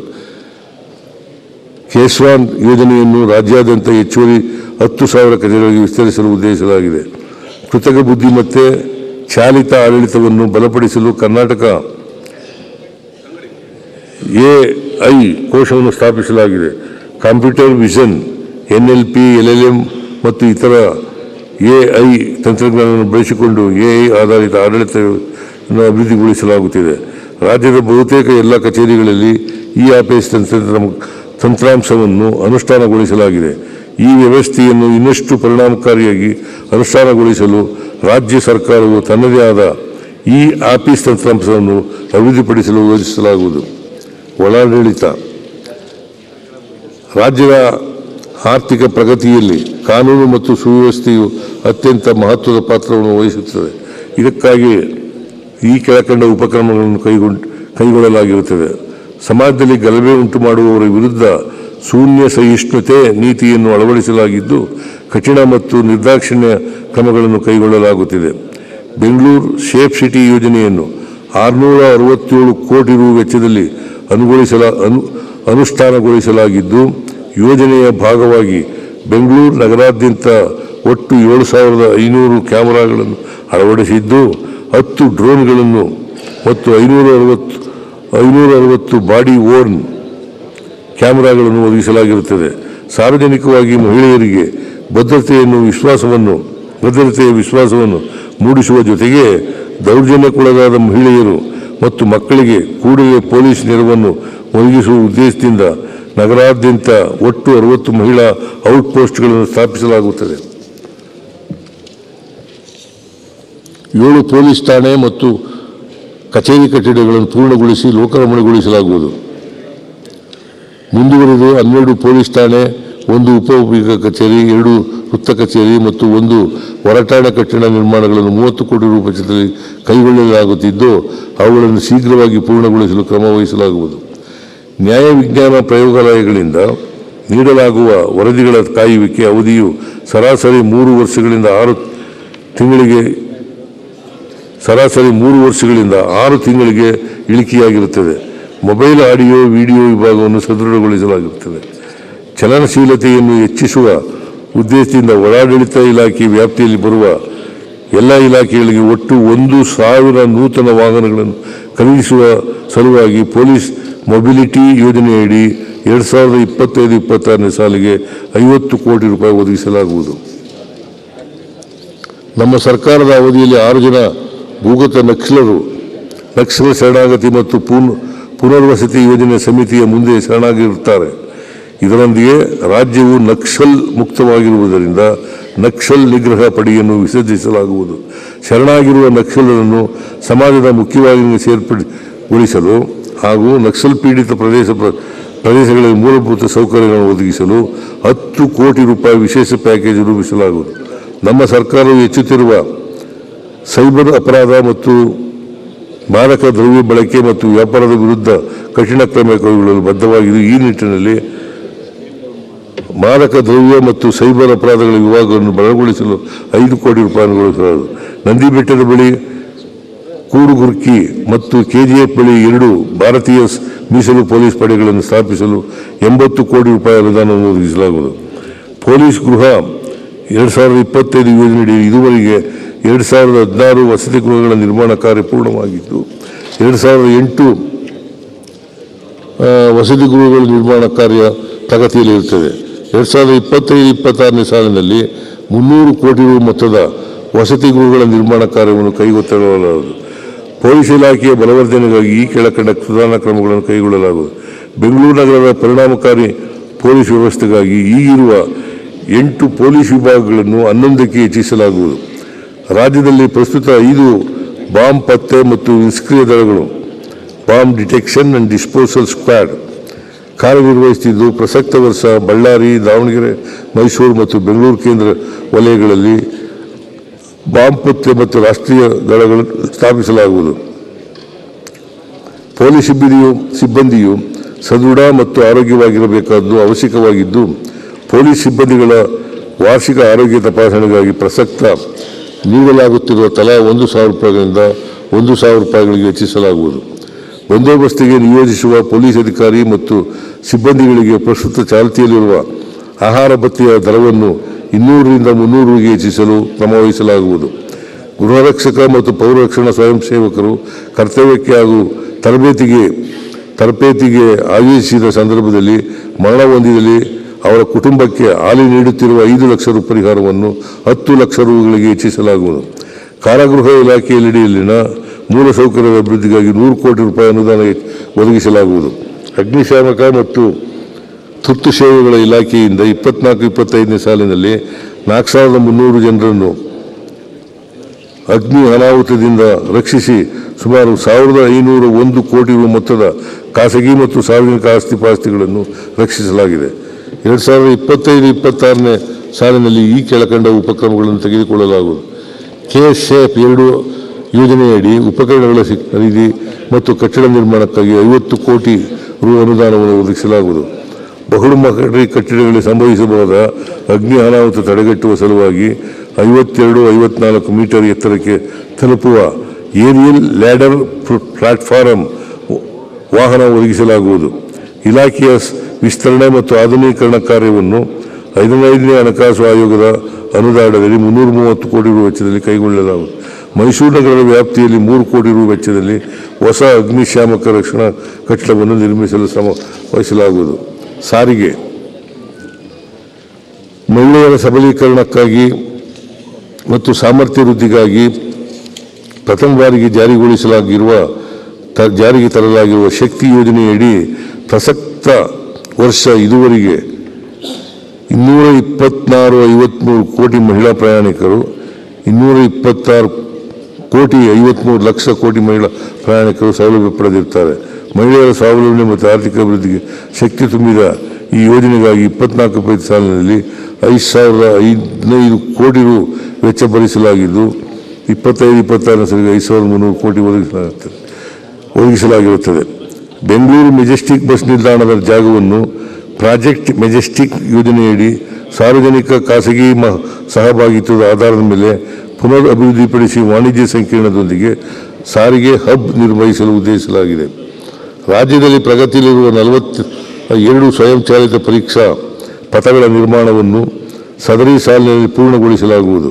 2025-26ನೇ ಸಾಲಿನಲ್ಲಿ ಹೊನ್ನಾವರ, ಚಾಮರಾಜನಗರ ಮತ್ತು ಚಿತ್ರದುರ್ಗದಲ್ಲಿ 20 ಕೋಟಿ ರು ವೆಚ್ಚದಲ್ಲಿ ಸ್ವಯಂಚಾಲಿತ ಪರೀಕ್ಷಾ ಪಥಗಳನ್ನು ನಿರ್ಮಿಸಲು ಕ್ರಮ ವಹಿಸಲಾಗುವುದು. ಈ ಉದ್ದೇಶಕ್ಕಾಗಿ 12 ಕೋಟಿ ರು ಅನುದಾನವನ್ನು ಒದಗಿಸಲಾಗುವುದು. ಸಾರಿಗೆ ಇಲಾಖೆಯ ಅಧೀನ ಕಚೇರಿಗಳಲ್ಲಿನ ಎಲ್ಲ ದಾಖಲೆಗಳನ್ನು ಹಂತ ಹಂತವಾಗಿ ಡಿಜಿಟಲೀಕರಣ ಮಾಡುವ ಉದ್ದೇಶ ಹೊಂದಲಾಗಿರುತ್ತದೆ. 25-26ನೇ ಸಾಲಿನ 5 ಪ್ರಾದೇಶಿಕ ಸಾರಿಗೆ ಕಚೇರಿಗಳ ದಾಖಲೆಗಳನ್ನು ಒಟ್ಟು 25 ಕೋಟಿ ರು ವೆಚ್ಚದಲ್ಲಿ ಡಿಜಿಟಲೀಕರಣಗೊಳಿಸಲಾಗುವುದು. ರಾಜ್ಯದಲ್ಲಿ ಇಂತಹ ವಾಹನ ಸಂಚಾರವನ್ನು ಮೇಲ್ವಿಚಾರಣೆ ಮಾಡಲು ಮತ್ತು ಸಂಚಾರ ನಿಯಮ ಉಲ್ಲಂಘನೆ ಪ್ರಕರಣವನ್ನು ಪತ್ತೆ ಹಚ್ಚಿ ನಿಯಂತ್ರಿಸಲು ದಾವಣಗೆರೆ, ಧಾರವಾಡ, ಕಲಬುರಗಿ, ಬೆಳಗಾವಿ, ಚಿತ್ರದುರ್ಗ, ಹಾವೇರಿ, ಹೊಸಪೇಟೆ, ಬಳ್ಳಾರಿ, ವಿಜಯಪುರ, ದಕ್ಷಿಣ ಕನ್ನಡ ಜಿಲ್ಲೆಗಳಲ್ಲಿ ಒಟ್ಟು 60 ಸ್ಥಳಗಳಲ್ಲಿ 50 ಕೋಟಿ ರು ವೆಚ್ಚದಲ್ಲಿ AI ಆಧಾರಿತ ವಿದ್ಯುನ್ಮಾನ ಕಾಮಗಾರಿಗಳನ್ನು ಅಳವಡಿಸಲಾಗುವುದು. ರಾಜ್ಯದಲ್ಲಿನ ಸಾರಿಗೆ ಸಂಪರ್ಕವನ್ನು ಸದೃಢಗೊಳಿಸಲು ಈ ಕೆಳಕಂಡ ಕ್ರಮಗಳನ್ನು ಕೈಗೊಳ್ಳಲಾಗುತ್ತದೆ. 24-25ನೇ ಸಾಲಿನಲ್ಲಿ ಒಟ್ಟು ರಾಜ್ಯ ರಸ್ತೆ ಸಾರಿಗೆ ನಿಗಮಗಳಿಗಾಗಿ ಒಟ್ಟಾರೆಯಾಗಿ 2,381 ಸಂಖ್ಯೆಯ ಡೀಸೆಲ್ ಬಸ್ಸುಗಳನ್ನು ಹಾಗೂ 716 ಸಂಖ್ಯೆಯ ವಿದ್ಯುತ್ ಚಾಲಿತ ಬಸ್ಸುಗಳನ್ನು ಹೊಸದಾಗಿ ಸೇರ್ಪಡೆ ಮಾಡಲಾಗಿರುತ್ತದೆ. 25-26ನೇ ಸಾಲಿನಲ್ಲಿ ಸ್ವಚ್ಛ ಪರಿಸರದ ಹಿತದೃಷ್ಟಿಯಿಂದ ವಿದ್ಯುತ್ ಚಾಲಿತ ಬಸ್ಸುಗಳನ್ನು ಸೇರ್ಪಡೆ ಮಾಡಲು ಆದ್ಯತೆ ನೀಡಲಾಗುತ್ತಿದ್ದು, PME ಡ್ರೈವ್, PME ಬಸ್ ಸೇವಾ ಮತ್ತು ಬಾಹ್ಯ ತೆರವಿನ ಯೋಜನೆಯಡಿ ಒಟ್ಟಾರೆ 14,750 ಹೊಸ ವಿದ್ಯುತ್ ಚಾಲಿತ ಬಸ್ಸುಗಳನ್ನು ಸೇರ್ಪಡೆ ಮಾಡುವ ಗುರಿ ಹೊಂದಿದ್ದು, ಇದರಲ್ಲಿ 9,000 ಬಸ್ಸುಗಳನ್ನು ಬೆಂಗಳೂರು ಮಹಾನಗರ ಪಾಲಿಕೆ ಸಂಸ್ಥೆಗೆ ಸೇರ್ಪಡೆ ಮಾಡಲು ಉದ್ದೇಶಿಸಲಾಗಿದೆ. ರಾಜ್ಯದ ವಿವಿಧ ಸಾರಿಗೆ ನಿಗಮಗಳಲ್ಲಿ 1,000 ಹೊಸ ಡೀಸೆಲ್ ಬಸ್ಸುಗಳನ್ನು GCC ಆಧಾರದಲ್ಲಿ ಸೇರ್ಪಡೆಗೊಳಿಸಲಾಗುವುದು. ಸಾರಿಗೆ ನಿಗಮಗಳಿಗೆ ಆರ್ಥಿಕವಾಗಿ ಚೈತನ್ಯ ತುಂಬುವ ಉದ್ದೇಶದಿಂದ 2,000 ಕೋಟಿ ರು ಸಾಲವನ್ನು ಹಣಕಾಸು ಸಂಸ್ಥೆಗಳಿಂದ ಪಡೆಯಲು 4 ಸಾರಿಗೆ ನಿಗಮಗಳಿಗೆ ಸರ್ಕಾರದ ಖಾತರಿ ನೀಡಲಾಗಿರುತ್ತದೆ. ಸಾರ್ವಜನಿಕರ ಸುಗಮ ಸಂಚಾರಕ್ಕಾಗಿ ಹಾಗೂ ಸಾರಿಗೆ ನಿಗಮಗಳಲ್ಲಿನ ಮೂಲಭೂತ ಸೌಕರ್ಯಗಳನ್ನು ಹೆಚ್ಚಿಸುವ ಉದ್ದೇಶದಿಂದ ಪ್ರಸಕ್ತ ವರ್ಷ ಬೆಂಗಳೂರು ಪೂರ್ವ ಭಾಗದ KR ಪುರಂನಲ್ಲಿ ಸಾರ್ವಜನಿಕ ಖಾಸಗಿ ಸಹಭಾಗಿತ್ವ ಆಧಾರದಲ್ಲಿ ಹೊಸ ಸ್ಯಾಟಲೈಟ್ ಬಸ್ ನಿಲ್ದಾಣವನ್ನು ನಿರ್ಮಿಸಲಾಗುವುದು. ಮೈಸೂರಿನ ಬನ್ನಿ ಮಂಟಪದಲ್ಲಿ ಅತ್ಯಾಧುನಿಕ ಬಸ್ ನಿಲ್ದಾಣವನ್ನು ಒಟ್ಟಾರೆ 120 ಕೋಟಿ ರು ವೆಚ್ಚದಲ್ಲಿ ನಿರ್ಮಿಸಲಾಗುವುದು. ಆಧುನಿಕ ಕಾನೂನು, ಆಧುನಿಕ ತಂತ್ರಜ್ಞಾನದ ಭಾಗವಾಗಿ AI ತಂತ್ರಜ್ಞಾನದ ಮೂಲಕ ರಾಜ್ಯದ ನ್ಯಾಯಾಲಯಗಳ ಕಾರ್ಯಕಲಾಪಗಳ ಪ್ರತಿಲೇಖನ, ನ್ಯಾಯಾಂಗ ದಾಖಲೆಗಳ ಅನುವಾದ ಮತ್ತಿತರ ಮಾಹಿತಿಯನ್ನು ಪಡೆಯಲು 2 ಕೋಟಿ ರು ವೆಚ್ಚದಲ್ಲಿ ಸ್ಮಾರ್ಟ್ ಸಿಸ್ಟಮ್ ಅನ್ನು ಅನುಷ್ಠಾನಗೊಳಿಸಲು ಉದ್ದೇಶಿಸಿದೆ. ಕರ್ನಾಟಕ ಉಚ್ಚ ನ್ಯಾಯಾಲಯ ಮತ್ತು ಜಿಲ್ಲಾ ನ್ಯಾಯಾಲಯಗಳಲ್ಲಿನ ಗ್ರಂಥಾಲಯಗಳನ್ನು ಮೇಲ್ದರ್ಜೆಗೇರಿಸಲು ಮತ್ತು ಡಿಜಿಟಲ್ ಗ್ರಂಥಾಲಯಗಳನ್ನು ಪ್ರಾರಂಭಿಸಲು ಈ ಆರ್ಥಿಕ ವರ್ಷದಲ್ಲಿ 2 ಕೋಟಿ ರು ಹಂಚಿಕೆ ಮಾಡಲಾಗಿದೆ. ಬಾರ್ ಅಸೋಸಿಯೇಷನ್ ಸದಸ್ಯರಿಗೆ ಚಂದಾದಾರಿಕೆಯೊಂದಿಗೆ ಕಾಯ್ದೆ, ನಿಯಮಗಳು, ಕಾನೂನು ಪುಸ್ತಕಗಳು ಸುಲಭವಾಗಿ ದೊರಕುವಂತೆ ಮಾಡಲು ಅಡ್ವೊಕೇಟ್ ಜನರಲ್ ಕಚೇರಿ ಸಹಾಯದೊಂದಿಗೆ ಆನ್ಲೈನ್ ಗ್ರಂಥಾಲಯವನ್ನು 50 ಲಕ್ಷ ರು ವೆಚ್ಚದಲ್ಲಿ ಸ್ಥಾಪಿಸಲಾಗುವುದು. ಕೃಷ್ಣಾ ಮೇಲ್ದಂಡೆ ಯೋಜನೆಯಡಿ ಭೂಸ್ವಾಧೀನ ಕುರಿತಂತೆ ನ್ಯಾಯಾಲಯಗಳಲ್ಲಿ ದಾಖಲಿಸಿರುವ ಪ್ರಕರಣಗಳನ್ನು ಶೀಘ್ರವಾಗಿ ವಿಲೇವಾರಿ ಮಾಡಿ ಸೂಕ್ತ ಪರಿಹಾರ ಒದಗಿಸುವ ನಿಟ್ಟಿನಲ್ಲಿ ಭೂಸ್ವಾಧೀನ ಪ್ರಕರಣ ವಿಶೇಷ ತ್ವರಿತಗತಿ ಫಾಸ್ಟ್ ಟ್ರ್ಯಾಕ್ ನ್ಯಾಯಾಲಯವನ್ನು ಬಾಗಲಕೋಟೆ ಜಿಲ್ಲೆಯಲ್ಲಿ ಸ್ಥಾಪಿಸಲು ಉದ್ದೇಶಿಸಲಾಗಿದೆ. ಕೊಪ್ಪಳ ಜಿಲ್ಲೆಯಲ್ಲಿ ನೂತನ ನ್ಯಾಯಾಲಯ ಸಂಕೀರ್ಣ ನಿರ್ಮಾಣಕ್ಕೆ 50 ಕೋಟಿ ರು ಆಡಳಿತಾತ್ಮಕ ಅನುಮೋದನೆ ನೀಡಲಾಗಿದೆ. ಕುಕನೂರು ಮತ್ತು ಕಾರಟಗಿ ತಾಲೂಕಿನಲ್ಲಿ JMFC ನ್ಯಾಯಾಲಯವನ್ನು ತಲಾ 9 ಕೋಟಿ ರು ವೆಚ್ಚದಲ್ಲಿ ಕಲ್ಯಾಣ ಕರ್ನಾಟಕ ಪ್ರದೇಶ ಅಭಿವೃದ್ಧಿ ಮಂಡಳಿಯ ವತಿಯಿಂದ ಸ್ಥಾಪಿಸಲಾಗುವುದು. ತೆರಿಗೆ ಪ್ರಸ್ತಾವಗಳು. ವಾಣಿಜ್ಯ ತೆರಿಗೆ 24-25ನೇ ಸಾಲಿಗೆ ದೇಶದಲ್ಲಿ ಅತಿ ಹೆಚ್ಚು GST ತೆರಿಗೆ ಸಂಗ್ರಹಿಸುವ ರಾಜ್ಯಗಳಲ್ಲಿ ಕರ್ನಾಟಕ ರಾಜ್ಯವು 2ನೇ ಸ್ಥಾನದಲ್ಲಿದೆ. 24-25ನೇ ಪರಿಷ್ಕೃತ ಅಂದಾಜಿನಲ್ಲಿ ವಾಣಿಜ್ಯ ತೆರಿಗೆಯಿಂದ ಒಟ್ಟು 1,05,000 ಕೋಟಿ ರುಗಳ ರಾಜಸ್ವವನ್ನು ನಿರೀಕ್ಷಿಸಲಾಗಿದೆ. ವೃತ್ತಿ ತೆರಿಗೆ ಅಧಿನಿಯಮದಡಿ ವಾರ್ಷಿಕವಾಗಿ ಅನುಮತಿಸಬಹುದಾದ ಗರಿಷ್ಠ ಮಿತಿ 2,500 ರುಗಳಿಗೆ ಅನುಗುಣವಾಗಿ ಸಂಬಳ ಅಥವಾ ಮಜೂರಿ ಪಡೆಯುವ ವ್ಯಕ್ತಿಗಳು ಫೆಬ್ರವರಿ ತಿಂಗಳಲ್ಲಿ ಪಾವತಿಸುತ್ತಿರುವ ವೃತ್ತಿ ತೆರಿಗೆಯನ್ನು ಪ್ರಸ್ತುತ 200 ರುಗಳಿಂದ 300 ರುಗಳಿಗೆ ಹೆಚ್ಚಿಸಲು ಸೂಕ್ತ ತಿದ್ದುಪಡಿ ತರಲಾಗುವುದು. ವೃತ್ತಿ ತೆರಿಗೆ ಆಡಳಿತವನ್ನು ಮತ್ತಷ್ಟು ಅನುಕೂಲಕರ ಹಾಗೂ ದಕ್ಷತೆಗೊಳಿಸುವ ಉದ್ದೇಶದಿಂದ GST ಅಧಿನಿಯಮದಡಿ ಕೈಗೊಂಡಂತೆ ವೃತ್ತಿ ತೆರಿಗೆ ಅಡಿಯಲ್ಲಿಯೂ ಸಹ ಸೂಚನಾ ಪತ್ರ, ಆದೇಶ ಮುಂತಾದ ಸಂವಹನ ಕ್ರಮಗಳನ್ನು ಆನ್ಲೈನ್ ಮುಖಾಂತರ ಜಾರಿಗೊಳಿಸಲಾಗುವುದು. 25-26ನೇ ಸಾಲಿನ ವಾಣಿಜ್ಯ ತೆರಿಗೆ ಇಲಾಖೆಯ ರಾಜಸ್ವ ಸಂಗ್ರಹಣೆಯ ಗುರಿಯನ್ನು 1,20,000 ಕೋಟಿ ರುಗಳಿಗೆ ನಿಗದಿಪಡಿಸಲಾಗಿದೆ. ಅಬ್ಕಾರಿ ಪ್ರೀಮಿಯಂ ಮದ್ಯದ ಬೆಲೆಗಳನ್ನು ನೆರೆಯ ರಾಜ್ಯಗಳಲ್ಲಿ ವಿಧಿಸುತ್ತಿರುವ ಬೆಲೆಗಳಿಗೆ ಅನುಸಾರವಾಗಿ ಪರಿಷ್ಕರಿಸುವುದರೊಂದಿಗೆ ಸರ್ಕಾರವು ಅಬ್ಕಾರಿ ಸ್ಲ್ಯಾಬ್ಗಳನ್ನು ತರ್ಕಬದ್ಧಗೊಳಿಸಿದೆ. 25-26ರಲ್ಲಿ ಅಬ್ಕಾರಿ ಸ್ಲ್ಯಾಬ್ಗಳನ್ನು ತರ್ಕಬದ್ಧಗೊಳಿಸುವ ಪ್ರಕ್ರಿಯೆಯನ್ನು ಮುಂದುವರಿಸಲಾಗುವುದು. ಖಾಲಿ ಅಥವಾ ಲಭ್ಯವಿರುವ ಮದ್ಯದ ಪರವಾನಗಿಗಳನ್ನು ಪಾರದರ್ಶಕ ಎಲೆಕ್ಟ್ರಾನಿಕ್ ಹರಾಜಿನ ಮೂಲಕ ಹಂಚಿಕೆ ಮಾಡಲು ಪ್ರಸ್ತಾಪಿಸಲಾಗಿದೆ. ಇದರಿಂದ ಹೆಚ್ಚುವರಿ ರಾಜಸ್ವ ಸಂಗ್ರಹಣೆಯಾಗುವ ನಿರೀಕ್ಷೆ ಇದೆ. ಅಬ್ಕಾರಿ ಇಲಾಖೆಯ ಎಲ್ಲ ಸೇವೆಗಳಿಗೆ ಸರ್ಕಾರವು ತಂತ್ರಾಂಶಗಳನ್ನು ಸಿದ್ಧಪಡಿಸಿ ಆನ್ಲೈನ್ ಪ್ರಕ್ರಿಯೆಯನ್ನು ಅಭಿವೃದ್ಧಿಪಡಿಸಿದೆ. ಇದು ಆಡಳಿತದಲ್ಲಿ ದಕ್ಷತೆಯನ್ನು ಹೆಚ್ಚಿಸುತ್ತದೆ ಮತ್ತು ಸಾರ್ವಜನಿಕ ಸೇವೆಯನ್ನು ಮತ್ತಷ್ಟು ಸುಧಾರಿಸಲು ಸಹಕಾರಿಯಾಗಿದೆ. 24-25 ಪರಿಷ್ಕೃತ ಅಂದಾಜಿನಲ್ಲಿ ಅಬ್ಕಾರಿ ತೆರಿಗೆಯಿಂದ ಒಟ್ಟು 36,500 ಕೋಟಿ ರುಗಳ ರಾಜಸ್ವವನ್ನು ನಿರೀಕ್ಷಿಸಲಾಗಿದೆ. 25-26 ಸಾಲಿಗೆ 40,000 ಕೋಟಿ ರುಗಳ ಸಂಗ್ರಹಣಾ ಗುರಿಯನ್ನು ಅಬ್ಕಾರಿ ಇಲಾಖೆಗೆ ನೀಡಲಾಗಿದೆ. ನೋಂದಣಿ ಮತ್ತು ಮುದ್ರಾಂಕ. ಆಸ್ತಿ ನೋಂದಣಿಯನ್ನು ಸುಗಮಗೊಳಿಸಲು ನೋಂದಣಿ ಮತ್ತು ಮುದ್ರಾಂಕ ಇಲಾಖೆಯ ಖಾತಾ ವ್ಯವಸ್ಥೆಯನ್ನು ಪರಿಚಯಿಸಿದೆ. ಈ ಕ್ರಮವು ಆಸ್ತಿ ವಂಚನೆ ಮತ್ತು ತೆರಿಗೆ ತಪ್ಪಿಸಲು ಆಸ್ತಿಗಳ ಮೌಲ್ಯ ಕಡಿಮೆ ಮಾಡುವುದನ್ನು ನಿಯಂತ್ರಿಸಲಿದೆ. ಇದು ಮೌಲ್ಯಮಾಪನ ಮಾಡದ ಆಸ್ತಿಗಳನ್ನು ಮೌಲ್ಯಮಾಪನ ಜಾಲಕ್ಕೆ ತರುತ್ತದೆ. ದಾಖಲೆಗಳನ್ನು ನೋಂದಾಯಿಸುವಾಗ ವಂಚನೆ ಮತ್ತು ದುರುಪಯೋಗವನ್ನು ತಡೆಗಟ್ಟಲು ಸರ್ಕಾರವು ಪ್ರಸಕ್ತ ವರ್ಷದಿಂದ ನೋಂದಾಯಿಸಲಾಗದ ದಾಖಲೆಗಳಿಗೆ ಡಿಜಿಟಲ್ ಸ್ಟ್ಯಾಂಪಿಂಗ್ ಅನ್ನು ಜಾರಿಗೆ ತರಲಿದೆ. ಅನೇಕ ಸ್ಥಳಗಳಲ್ಲಿ ಒಂದು ಆಸ್ತಿಯಿಂದ ಇನ್ನೊಂದು ಆಸ್ತಿಯ ಮಾರ್ಗಸೂಚಿ ಮೌಲ್ಯದಲ್ಲಿನ ವ್ಯತ್ಯಾಸಗಳನ್ನು ಸರಿಪಡಿಸಲು GIS ತಂತ್ರಜ್ಞಾನವನ್ನು ಬಳಸಿಕೊಂಡು ಮಾರ್ಗಸೂಚಿ ಮೌಲ್ಯವನ್ನು ವೈಜ್ಞಾನಿಕವಾಗಿ ನಿರ್ಧರಿಸಲು ಕ್ರಮಗಳನ್ನು ತೆಗೆದುಕೊಳ್ಳಲಾಗುತ್ತದೆ. 24-25 ಪರಿಷ್ಕೃತ ಅಂದಾಜಿನಲ್ಲಿ ನೋಂದಣಿ ಮತ್ತು ಮುದ್ರಾಂಕ ಇಲಾಖೆಯಲ್ಲಿ ಒಟ್ಟು 24,000 ಕೋಟಿ ರೂಗಳ ರಾಜಸ್ವವನ್ನು ನಿರೀಕ್ಷಿಸಲಾಗಿದೆ.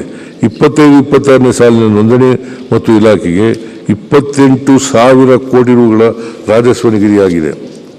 ಮೋಟಾರು ವಾಹನ 24-25ನೇ ಸಾಲಿನ ಪರಿಷ್ಕೃತ ಅಂದಾಜಿನಲ್ಲಿ ಮೋಟಾರು ವಾಹನ ತೆರಿಗೆಯಿಂದ ಒಟ್ಟು 12,500 ಕೋಟಿ ರೂಗಳ ರಾಜಸ್ವವನ್ನು ನಿರೀಕ್ಷಿಸಲಾಗಿದೆ.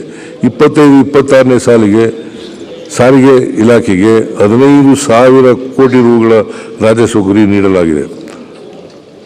ಗಣಿ ಮತ್ತು ಭೂ ವಿಜ್ಞಾನ 24-25 ಪರಿಷ್ಕೃತ ಅಂದಾಜಿನಲ್ಲಿ ಗಣಿಗಾರಿಕೆಯಿಂದ ಒಟ್ಟು 7,250 ಕೋಟಿ ರೂಗಳ ರಾಜಸ್ವವನ್ನು ನಿರೀಕ್ಷಿಸಲಾಗಿದೆ.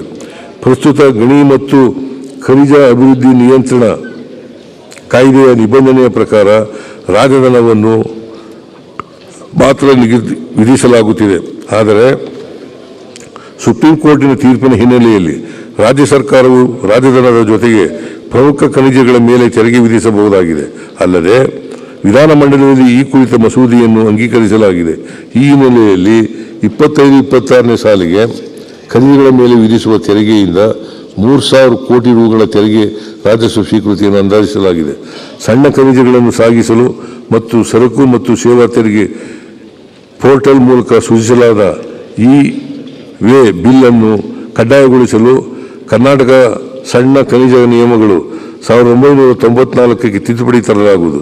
ಈ ಕ್ರಮವು ರಾಯಲ್ಟಿ ಮತ್ತು GST ತಪ್ಪಿಸುವಿಕೆಯನ್ನು ತಡೆಯುವ ಗುರಿಯನ್ನು ಹೊಂದಿದ್ದು, ಇದರಿಂದ ಹೆಚ್ಚುವರಿ ಆದಾಯ ಗಳಿಸುವ ನಿರೀಕ್ಷೆ ಇದೆ. 25-26ನೇ ಸಾಲಿಗೆ ರಾಜಧನ ಸಂಗ್ರಹದಿಂದ 9,000 ಕೋಟಿ ರೂಗಳ ತೆರಿಗೆಯೇತರ ರಾಜಸ್ವವನ್ನು ಅಂದಾಜಿಸಲಾಗಿದೆ. ಪರಿಷ್ಕೃತ ಅಂದಾಜು 2024-25 2024-25ನ ಪರಿಷ್ಕೃತ ಅಂದಾಜಿನಲ್ಲಿ ಒಟ್ಟು ಸ್ವೀಕೃತಿಗಳು 3,58,657 ಕೋಟಿ ರು ಎಂದು ಅಂದಾಜಿಸಲಾಗಿದೆ. ರಾಜಸ್ವ ಸ್ವೀಕೃತಿಗಳು 7,57,801 ರೂಗಳೆಂದು ಅಂದಾಜಿಸಲಾಗಿದ್ದು, ಇದರಲ್ಲಿ ರಾಜ್ಯದ ಸ್ವಂತ ತೆರಿಗೆ ರಾಜಸ್ವವು 1,80,368 ಕೋಟಿ ರೂಗಳು, ತೆರಿಗೆಯೇತರ ರಾಜಸ್ವವು 14,500 ಕೋಟಿ ರೂಗಳು ಮತ್ತು ಕೇಂದ್ರದಿಂದ 62,933 ಕೋಟಿ ರೂಗಳು ರಾಜಸ್ವ ಸ್ವೀಕೃತಿ ಸೇರಿದೆ.